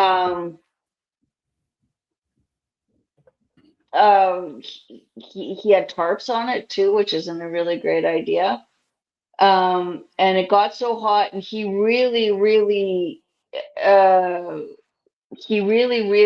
did not want people to leave, right? And so you are supposed to. You're supposed to stay in. You're supposed to try and get through those hard parts and be uncomfortable. But he just didn't let people out. Didn't want people to go out. Shamed them for going out, and they fucking died in that sweat lodge. They died in there. Yeah. Yeah. I don't like him. I don't like those. Again. Yeah, I don't like saunas. I don't like any of that stuff. You should know who you're going into a spiritual experience with. Sure. Yeah, you're placing your trust in someone. Yeah. You know, it can be your psychologist or whatever, your stupid academic advisor or whatever's going on. These people don't care about you. They care about the collective. Well, when they see you as diseased, right? So if you're going to a psychologist or for even for MDMA or any sort of psychotropic or even going to a psychiatrist to receive pharmaceutical drugs, I mean, you need to know that that person that you're looking to for yourself sees you as diseased. Yeah. What do Well, you that's got at to the say that's about what do you got to say about that, Nick? Because you're that generation where everybody's on drugs and it's been really normalized.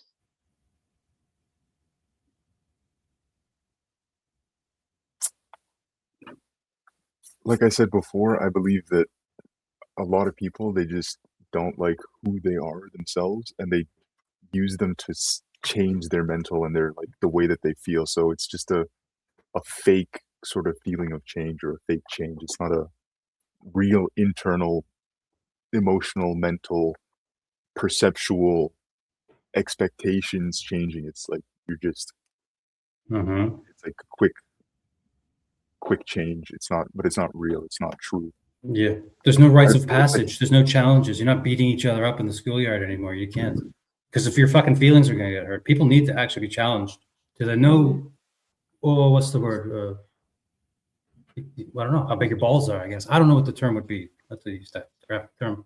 But like in our generation, your generation, it seems like there's no challenges, like, and no rites of passage. And I feel like that's so important. When you have the challenge and you like continue like going through it and you have the confidence, you kind of build that confidence and you like you carry that confident momentum like through everything you do. Yeah, and the safety culture is robbing people of just risk-taking behavior of all kinds. With some are innocent, you know. Mm-hmm. So in October 2009, 3 people died and 18 others were hospitalized after spiritual warrior sweat lodge ceremony led by self-help author James Arthur Ray near Sedona. Oh, it won't finish it. They were subjected to plus 30, I think they said plus 36 or something like that for 36 hours of fasting, and then they went in and it was too hot. And they weren't allowed out. No. Yeah, no, that's too much. You gotta go easy. You gotta go easy. Just like those Hindus who starve themselves, those yogi Hindus, they starve themselves and sit on hot rocks and meditate and they go, I only eat a little bit per month. Like this is not impressive to anybody. Did you see the guy that raised his arm for 36 years till it atrophied over his head and he's just got this nub over here? I was like, fuck, I like having 2 arms. I think God wanted me to have 2 arms. Yes, I know.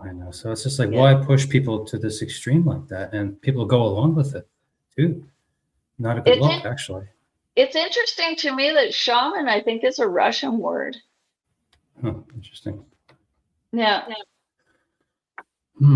Okay, so let's wrap it up here. And I was kind of hoping that German Russian, which is interesting that it's been put upon, thought of as an Aboriginal word and then stolen from them, which I guess it's probably a Russian Aboriginal word, Aboriginal Russians. I know white people aren't allowed to be indigenous, but there's lots of indigenous white people. So, you know, we keep coming back to sort of trust, community, work hard, a framework of wanting more, a framework of wanting change, and a framework of seeing yourself in a light that moves you forward, right? And you care about yourself enough that you're worthy of taking a little bit of care. That's right. Yeah, how can you like benefit other people when you can't help yourself? Like, what are you like? You're just helping everybody else, and everybody has you at your worst. You're like splitting yourself up. You have to, make You're yourself. A psychologist that has 2 self-help dogs. Cool.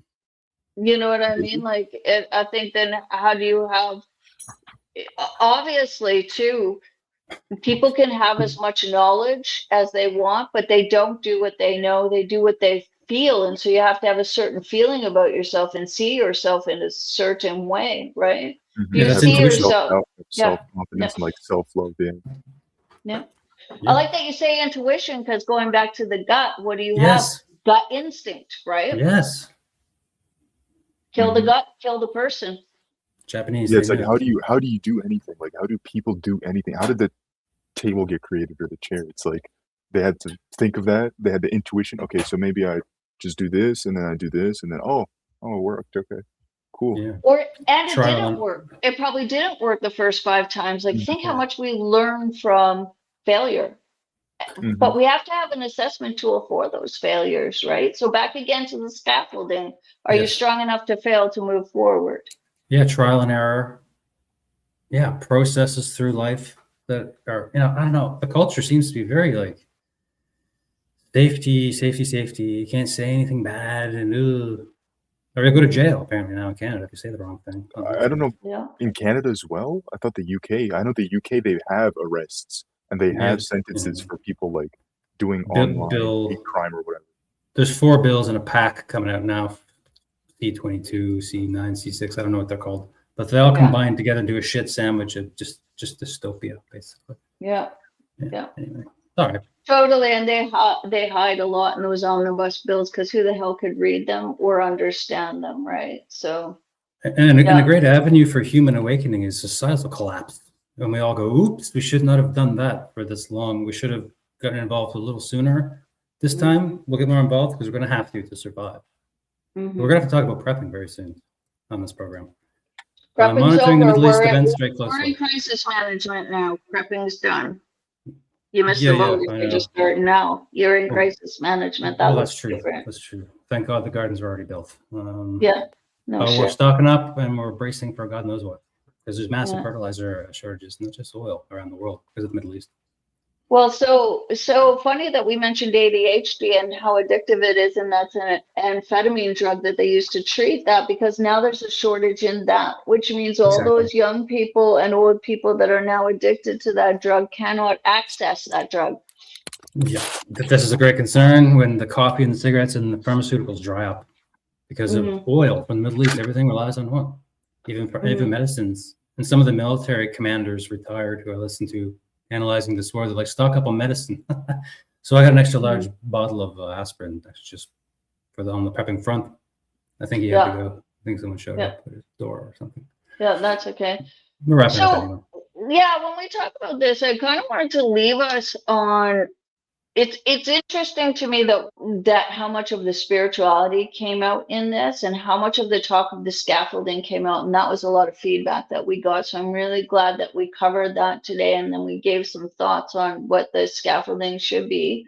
And so that moves us kind of into, without being into safetyism, but there are things that you can do that are more safe, like particularly with people do a lot of the pressed pills and stuff that you don't know what's in it. And I think one of the benefits about having a drug dealer versus a pharmaceutical agent is you can get to know them, right? And there are people that are providing psychedelics in a medicinal way. You can get your drugs tested. University of Victoria tested drugs for you so that you know that there's no fentanyl in it, which would probably be an important thing to know. Or you can buy test kits online to make sure that they don't have fentanyl in it.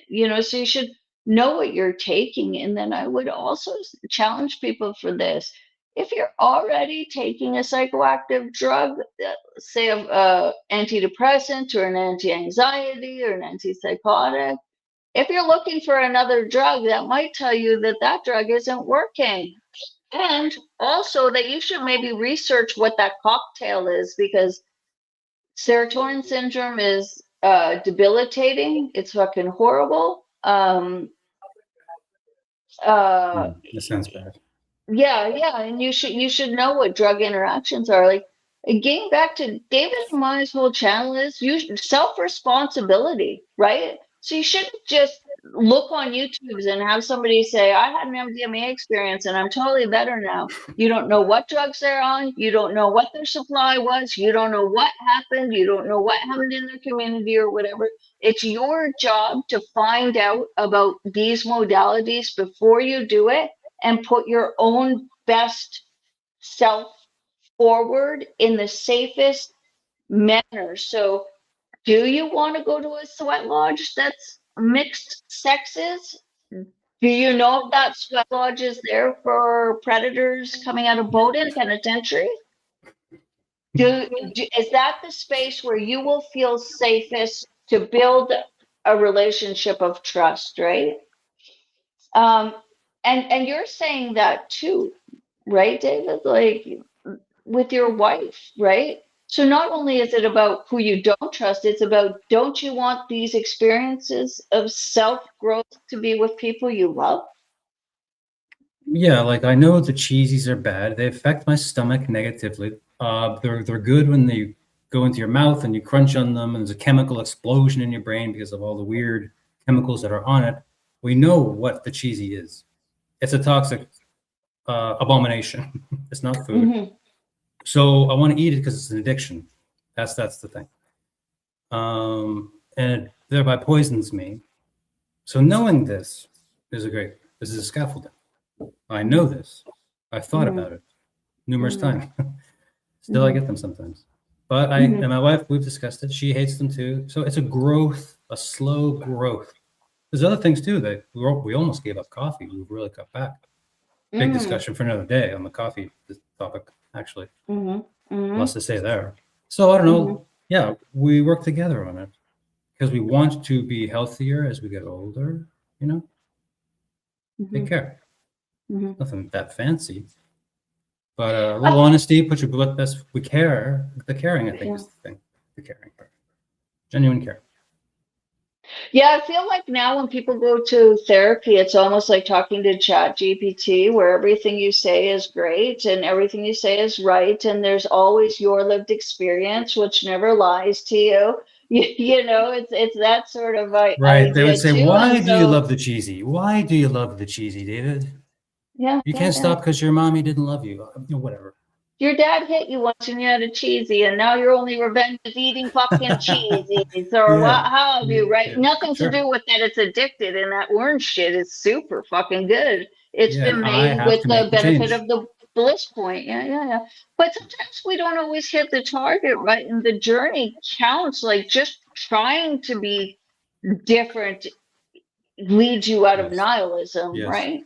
And even in the addiction, the addict's code of recovery, wanting to get sober is Mm-hmm. important, Mm-hmm. which is whether you're sober or not, or actively Mm-hmm. trying to stop the wish to change.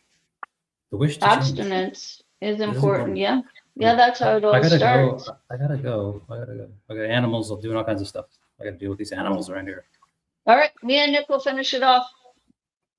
Yeah, sorry to have to I'll head jump off. off Yeah, suddenly. I'll head off soon as well. Talk to you soon.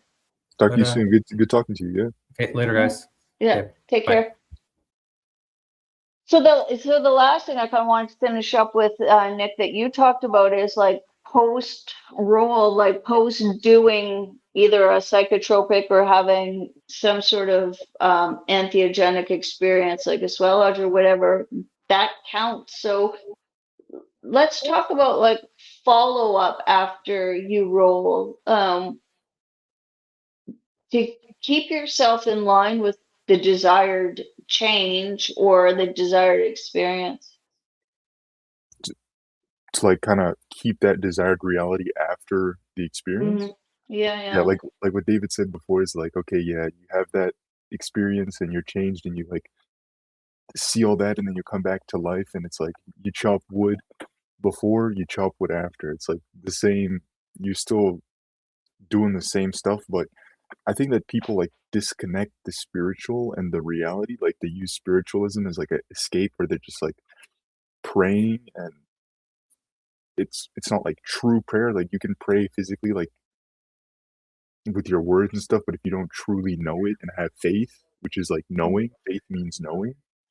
It's like Mhm. from fetus, which is Latin for knowing. So if you don't know that it's gonna change and happen, like you can pray forever and it will never change. Like there was a quote in the Bible about how I don't know it exactly, but the Lord will not answer your like repetitive words just as the heathen do. So like the demons and other spirits, if you whatever they are heathens, they repeat over and over and over, but it never works. It's just like Mhm. words. It's not like truly internal. So Right. this I think it's hand in hand. It's not like a one or the other. Like you know, everything is connected, but it goes from the spiritual side first, like from your mental, your state of consciousness, like your perception projecting loop. Like if people are perceiving horrible stuff in the world, they will only keep seeing horrible stuff. Or like if they're broke, like the universe, they didn't train themselves to be like secure or confident. The world comes and says, "Oh, economic crisis, your economy shit, you're gonna be broke, you're gonna be homeless," and then they're like, Yeah. "Oh." Did they believe that to be true? And then they're like, "Oh, they change their internal, their mental, and they bring that to themselves, kind of." So it's Right. Right. yeah, you have to have that spiritual understanding, that internal emotional feeling, the Yeah. what you're expecting, what you're perceiving. There was Because seven. The I, neuronaut, he goes into that a lot as well. I could see if you went in really nihilistic, like the world sucks, blah, blah, blah, and maybe you just want to have fun. Okay, go to a rev or whatever. That after your brain drops all that serotonin and that dopamine, like that, the sads the next day must be fucking unbelievable. Like if your thoughts are already at that and you don't try and right the ship, and so you're going in, you're nihilistic, you drop some, even if it's MDMA, you have a great time. Finally, you feel good because your body's let go of all that, or mushrooms, and then the next day you don't have you've not given time for your body to recuperate those neurotransmitters, and you're back on Facebook looking at what's happening, in places that you don't actually care about. Yeah, Hmm. you really got to be careful that you're just not depleting yourself, breaking your brain, and then going right back into those same old skids, hey? Hmm. Yeah, awareness. You have to be aware. Yeah. Yeah. Of your actions. So like, are you saying of your actions afterwards too, right? Of You making sure that you're not regrooving yourself right back to where you were. yeah, your action. You can use like reality in your actions as like a pers like a feedback loop. So you can Hmm. use it as a feedback loop. Like, okay, is it changing a little bit? Like, really, it's all your emotional state. Like, so your internal has to be independent of the Hmm. external. Like, no matter what happens, Hmm. but you can kind of gauge it after a while. Like, okay, something doesn't feel right. Like, you can kind of tell. Hmm. But Hmm. like after you said like taking those and then scrolling through Facebook, yeah, you can definitely have some sort of kind of like, yeah, almost brainwashing. I've Yeah. never understood people who take drugs and then watch TV. I don't know. Like I tried it one time and it was so I couldn't do it for more than like 5 minutes. I was like, what am I? What? No, no. Yeah. The screen's so bright. Yeah. Yeah, I know. It's like you can feel the like the 5G like energy coming from it. Mm. It's like Hmm. it's so weird. Like one time, yeah, yeah, you can feel it. You can feel it. Or Do like you it's think weird. I think there's got to be some sort of, if you can do some sort of natural setting too, that's where I think like having it in the arms of like the big mental health business is like you sit in a room with your two people, they're always asking it to, it's so unnatural in the setting and also in the relationship as to be not conducive to the power of actually these chemicals or these experiences, right? Hmm. Yeah, like you mean when people take them in like a office kind of and they're just like Yeah, sitting, yeah, yeah, yeah, it's yeah, really it's weird. It's not good. yeah. Uh, And one thing we haven't talked about that's really been lied about is, because the mythology around like phenobarbital and LSD and any psychotropics that were used in the 50s and 60s during therapy, the thought is, oh, we just got conservative and Christians took over and they thought it was this shitty to have that or whatever because they're uptight. And maybe part of it, I don't really know, I wasn't there, but the other part that actually did happen that's well documented is people started fucking their therapists, right? Because it created particularly MDMA and those type of drugs that are serotonergic, they form an attachment. You form an attachment to your therapist that's now super unnatural, and maybe even vice versa. Right. And so there was a lot of people, and back then it wasn't illegal, but one of the reasons why it now is illegal for your therapist to fuck you is that age and time, because it was happening so often. And you can see it starting to happen now too, where you're having people because they're in therapy for years and years and years, these attachments to the therapist where they don't want to fire them or walk away because they're used to them and they don't want to feel bad. But then add psychedelics in it, now you feel these super complex emotions that have been created by the chemical composition of your brain during that time where you tripped, and you have now an unnatural attachment to your therapist. I have never heard of that, but that I could see how that happens. Yeah, where you're just dumping all your like life to them, and they're like, "Oh yes, yes," and then what about this, and asking questions and going through it with you. Yeah. Yep. Yeah. All of that is unnatural and creates an unnatural bond that's not supposed to be there. I actually met this young guy, and just even outside the therapy, he's like, I'm not doing MDMA anymore. And I said, oh yeah, tell me why. He said, because I'm tired of falling in love with everybody that I do it with. Wow. I've Yeah. never had that experience. I don't know why. Both on No. both of them, on either one. Like, Well, maybe that's part of the post-roll self-assessment tool. Like, good, he knows that's what that creates with him, and then he mhm. knows that if he's going to still do it, he should probably do it with somebody he's already in love with or has a strong bond with, and that it can happen, right? Yeah. And then what you have is just a lot of hurt feelings. Mm. Yeah, you've never had that? So I think that's why it's great for couples, is it does create a strong bond with who you do it with or can, and that can help maintain or reclaim broken structures in a relationship, but then it can also create false ones with people you don't necessarily want that with. Yeah. I was gonna say after all that, like I wouldn't. Hmm. Yeah, I don't know about the couples with the extra stuff. I wouldn't personally. I wouldn't be doing that. I don't know. No, No. no, It's like after you said that as well. Like now that I'm thinking about it, I'm like, I don't know. Yeah, because it's like a yeah, it can help, but it can also it can go both ways. You know, that's up to the couple. yeah, yeah. I don't think it's a great idea that it's in therapy's hands. I think it's so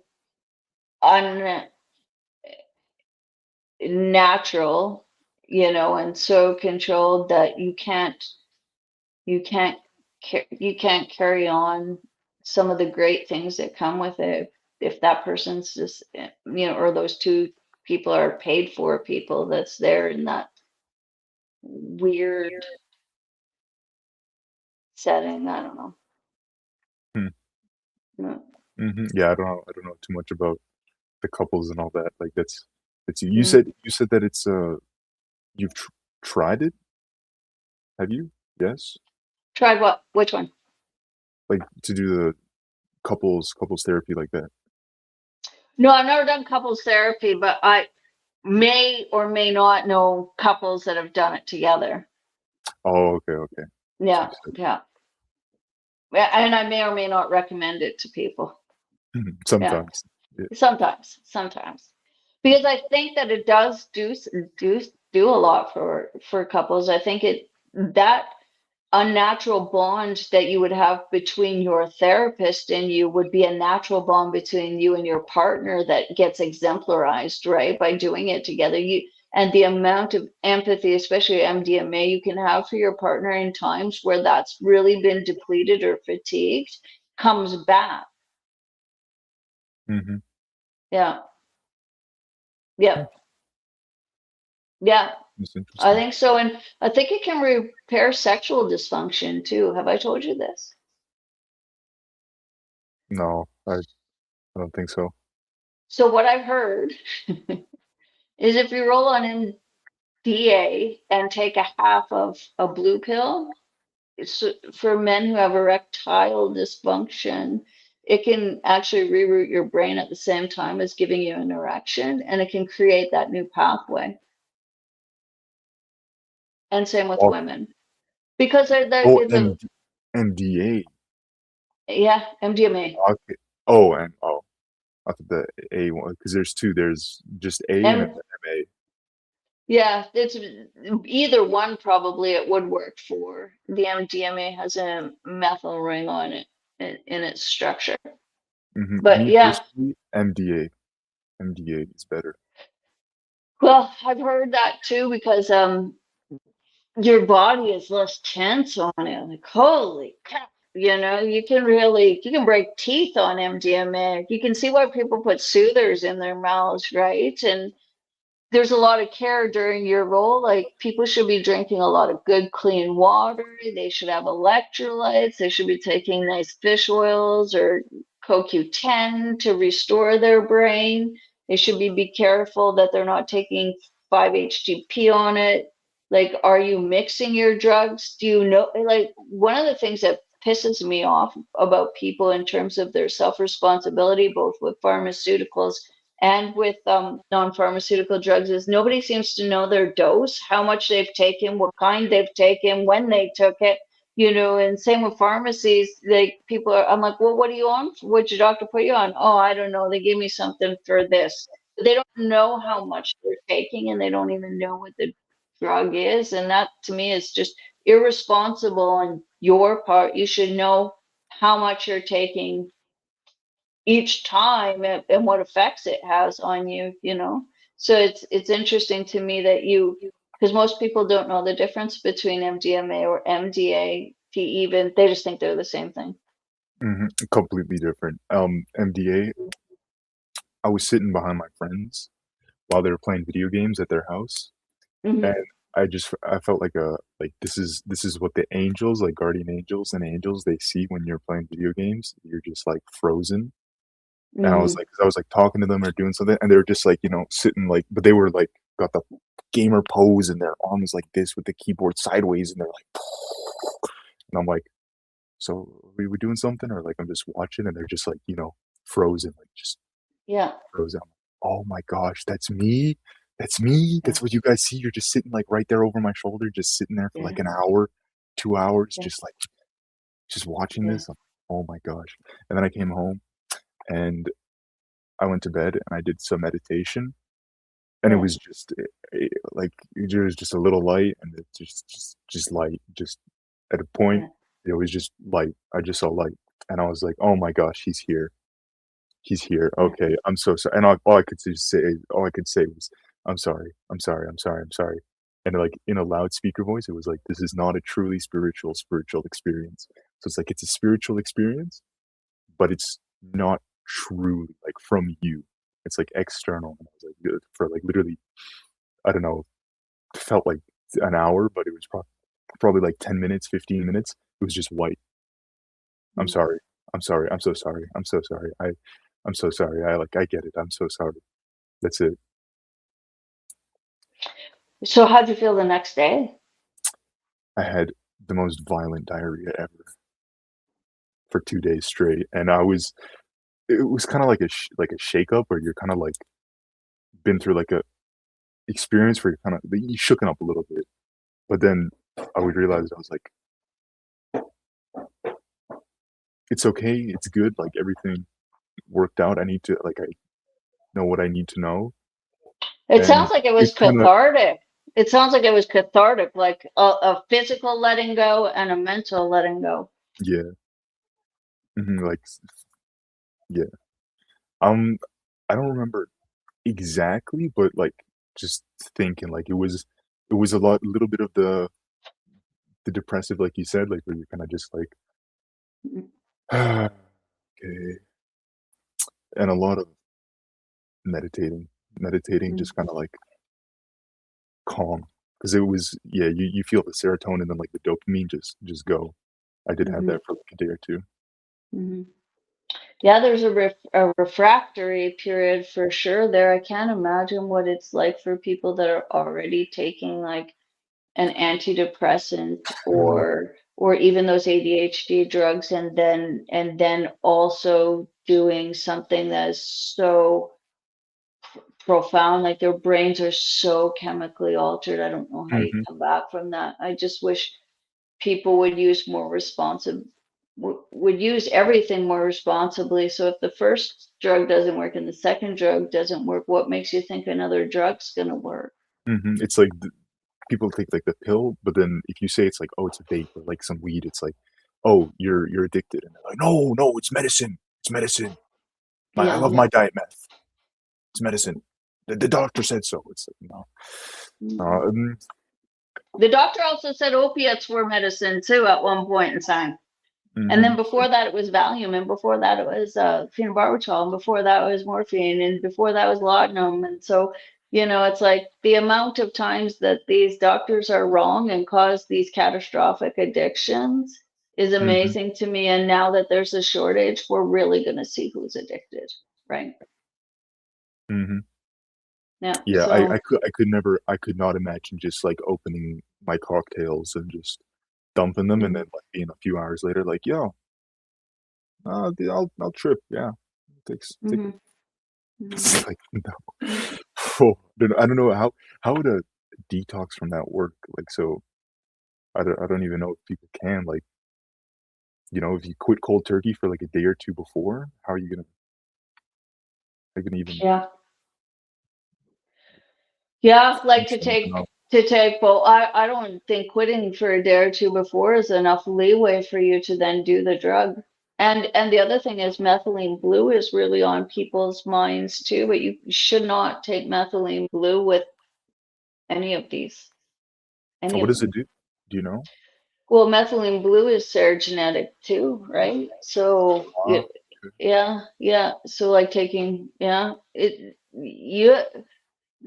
there's a lot of drug interactions that they're not talking about, and there's probably not going to kill you to do it once, though it might, or it might give you serotonin syndrome, which might make the SADS prolonged and even worse. It can affect your heart rate really bad, and the rest of your body where you don't even have enough serotonin to like have your body function, let alone be happy. And it's very, very very, very painful. Your blood pressure gets really low. You don't just become depressed, like you almost are so lethargic that you can't get up.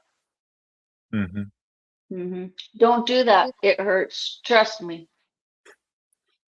And that's actually how I found out that some of these interactions happen, right? And um, you know, it's your responsibility to know that, to know what you're doing and to try and do things safely.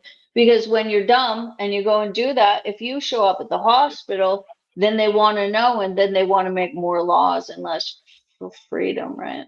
Because you mhm, didn't used responsibly. So I think that there's some big time stuff about the drug testing and know what you're on, know what you're taking regularly versus this, and then trying to do some brain restoration at the end of it, and you can do quick searches or not so quick searches and find out what supplements you can take over what fish oils work best or um, what branched chain amino acids you should take, or what's a good electrolyte drink to bring your body back up, right?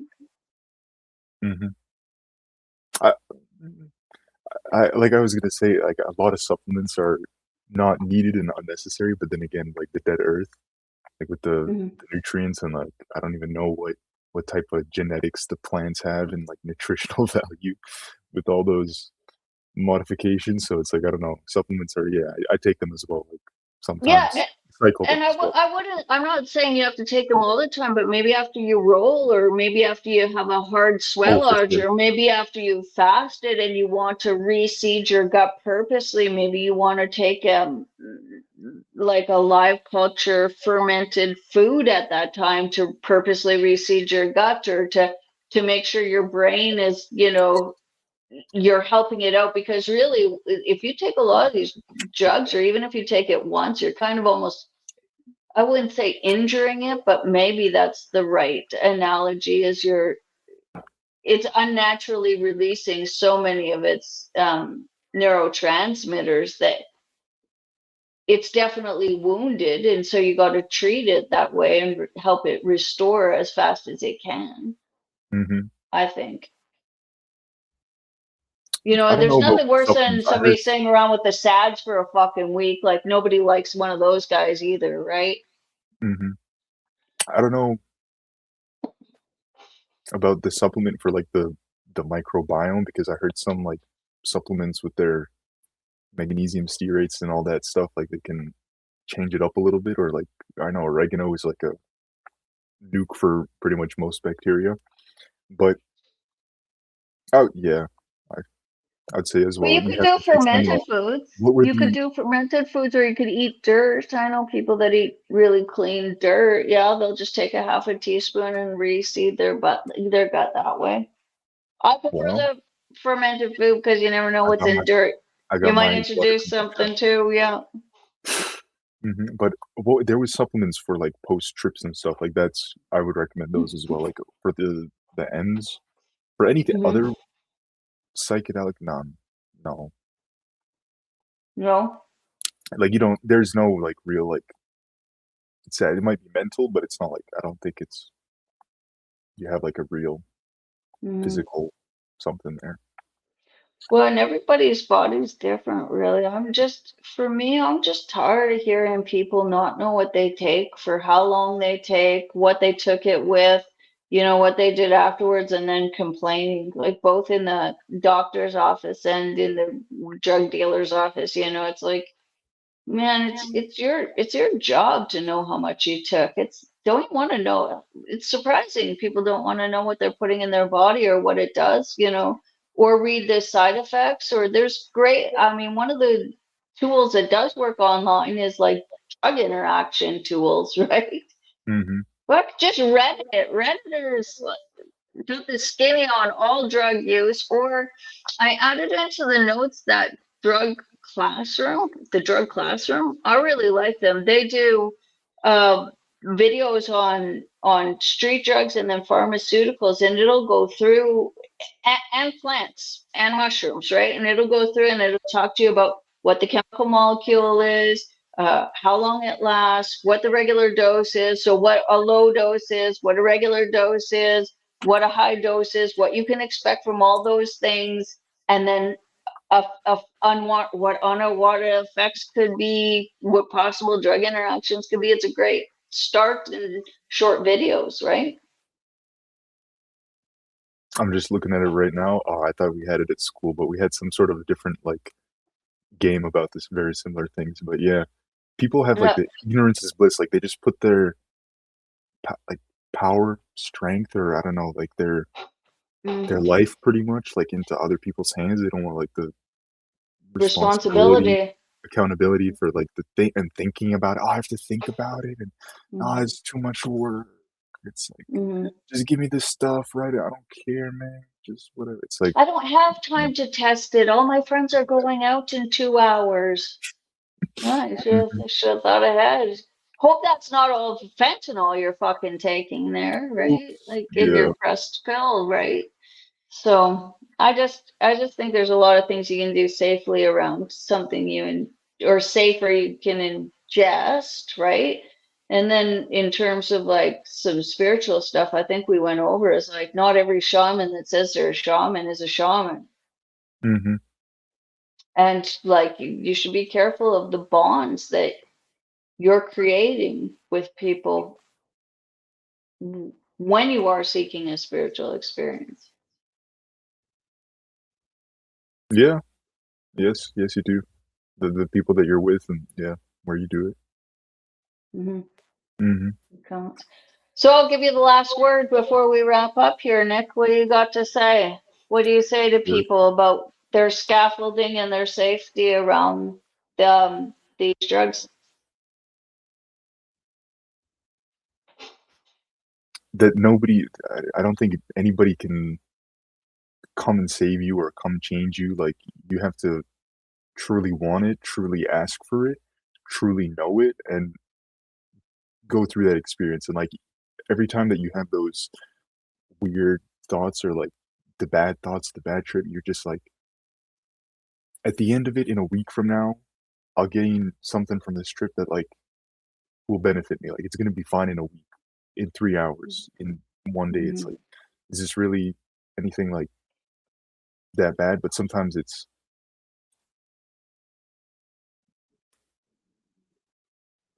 yeah, you have to be aware of that and do that Yeah. like internally. It's all you.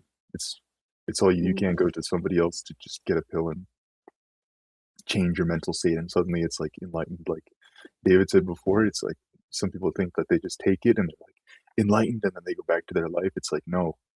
It's like that enlightenment is like a stepping stone, a path to be able to do stuff like Mhm. physically. So it's like you can change your life, change your habits, not be a carbon copy of your parents and stuff like that. Take the good and Mhm. Mhm. Mhm. I like it. I like it. mhm. Would you have any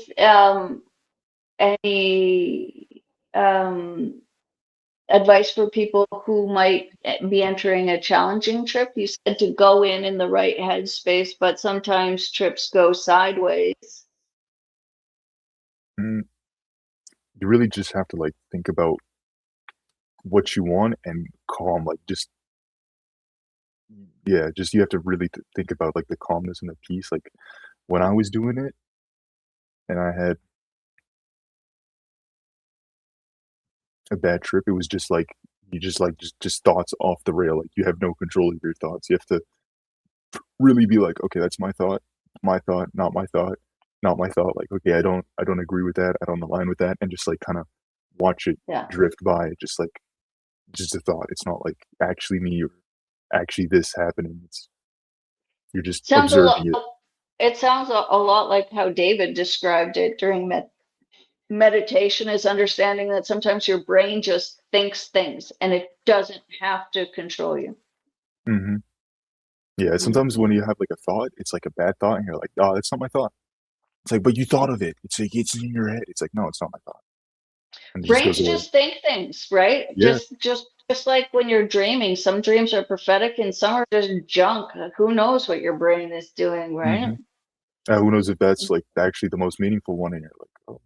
Anyways, but like the what I wanted to say was, oh, I forgot. We were talking about sometimes your brain just thinks things and you have to sometimes just observe your thoughts and let them go. You can't always like control your first thought, but you can control your second, your third, your fourth, your all the thoughts after that. So like you have that impulse I thought, like it. not my thought, second thought, okay, boom, realign, Mm. re Mhm. recenter, boom, boom, boom, and like Mhm. do those like loops. It's like a perception projection loop where you're Mhm. looping it like, okay, thought, trip this, loop it through, go through it again.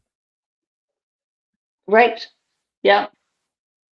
Yep, I like that. I like that. The first thought when it comes in isn't necessarily something conscious or whatever, or even indicative of anything, but the next ones you think about that original thought Hmm. are, Yeah, it's like right? you Yeah. feed it or don't feed it. Yeah. Yeah, So, feeding it is a lot. Like some people, they just kind of get isolated in their world, in their frequency of their like beliefs and stuff. And then, mhm, of course, the universe will seek to create those circumstances and events. It's not like you're gonna only focus on being broke and everything is so bad, and then your life is just like beautiful and you have so much mm, money. It's like no, it's gonna attract what you perceive, what you see is like, or not like see, but what you know and what you perceive is mm, what will come to yeah, you more and more and more. It's, yeah.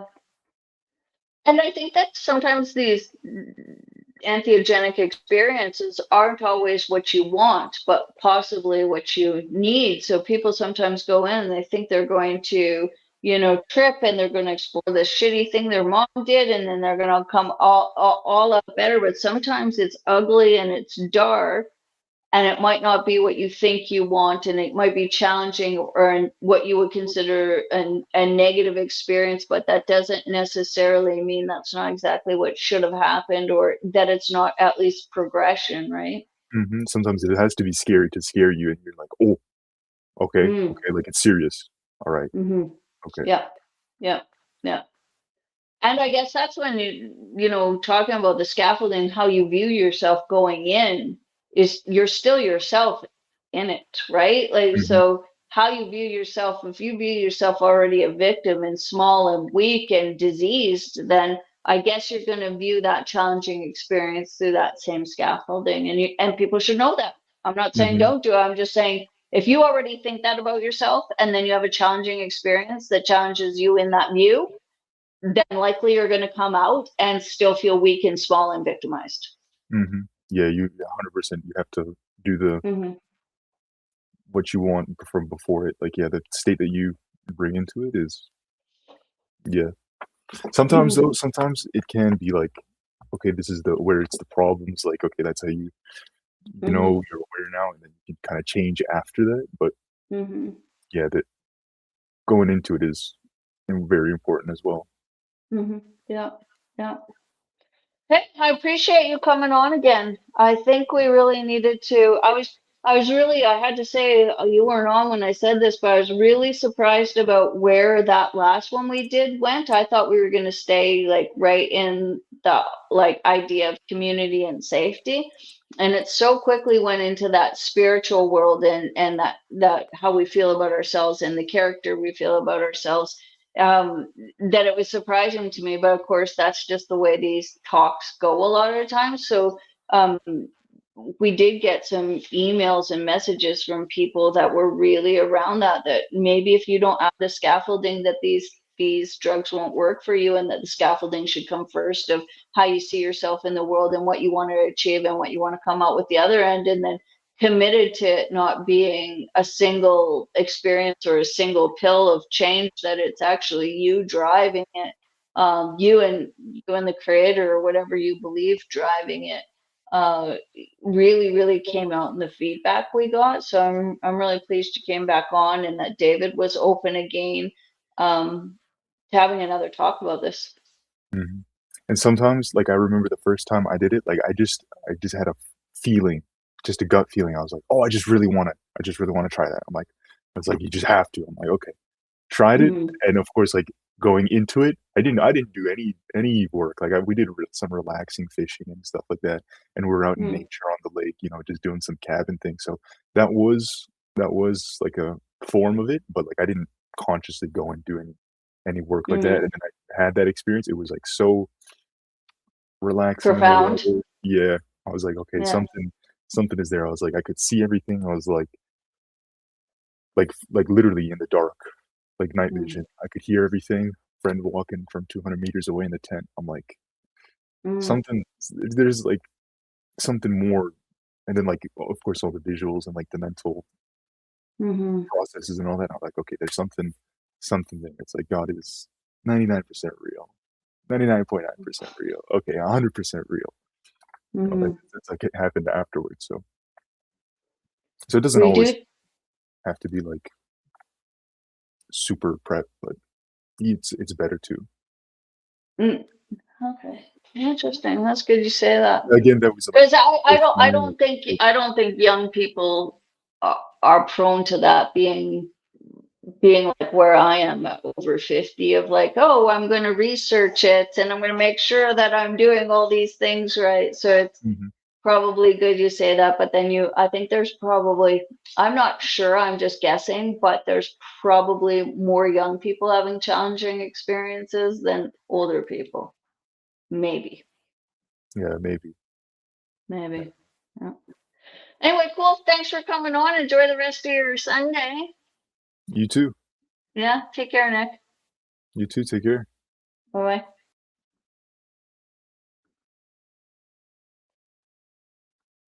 Well, everyone, thanks for joining us again. So this is Limina, the Human Responsibilities Tribunal, and Riff Raft, podcast number 7, which was great. I'm glad we got to continue this conversation because it really was interesting about how many people wanted to talk about the scaffolding and how we see ourselves and the introduction of these experiences or substances to us. And that also, you know, taking away things can also enlighten us and help us heal and create change in our lives. So I hope this was helpful for you. Next week, again, we're having somebody on. We're going to talk about face reading. We're going to talk about how to view yourself from a health perspective and assess changes that are happening so that you can better deal with your own health without constantly having a median mitigate your wellness. So I'm really, really looking forward to that. Yeah, anyway, appreciate you all showing up. See you next week. This is Limina. Be well, everyone. Better yet, be brave.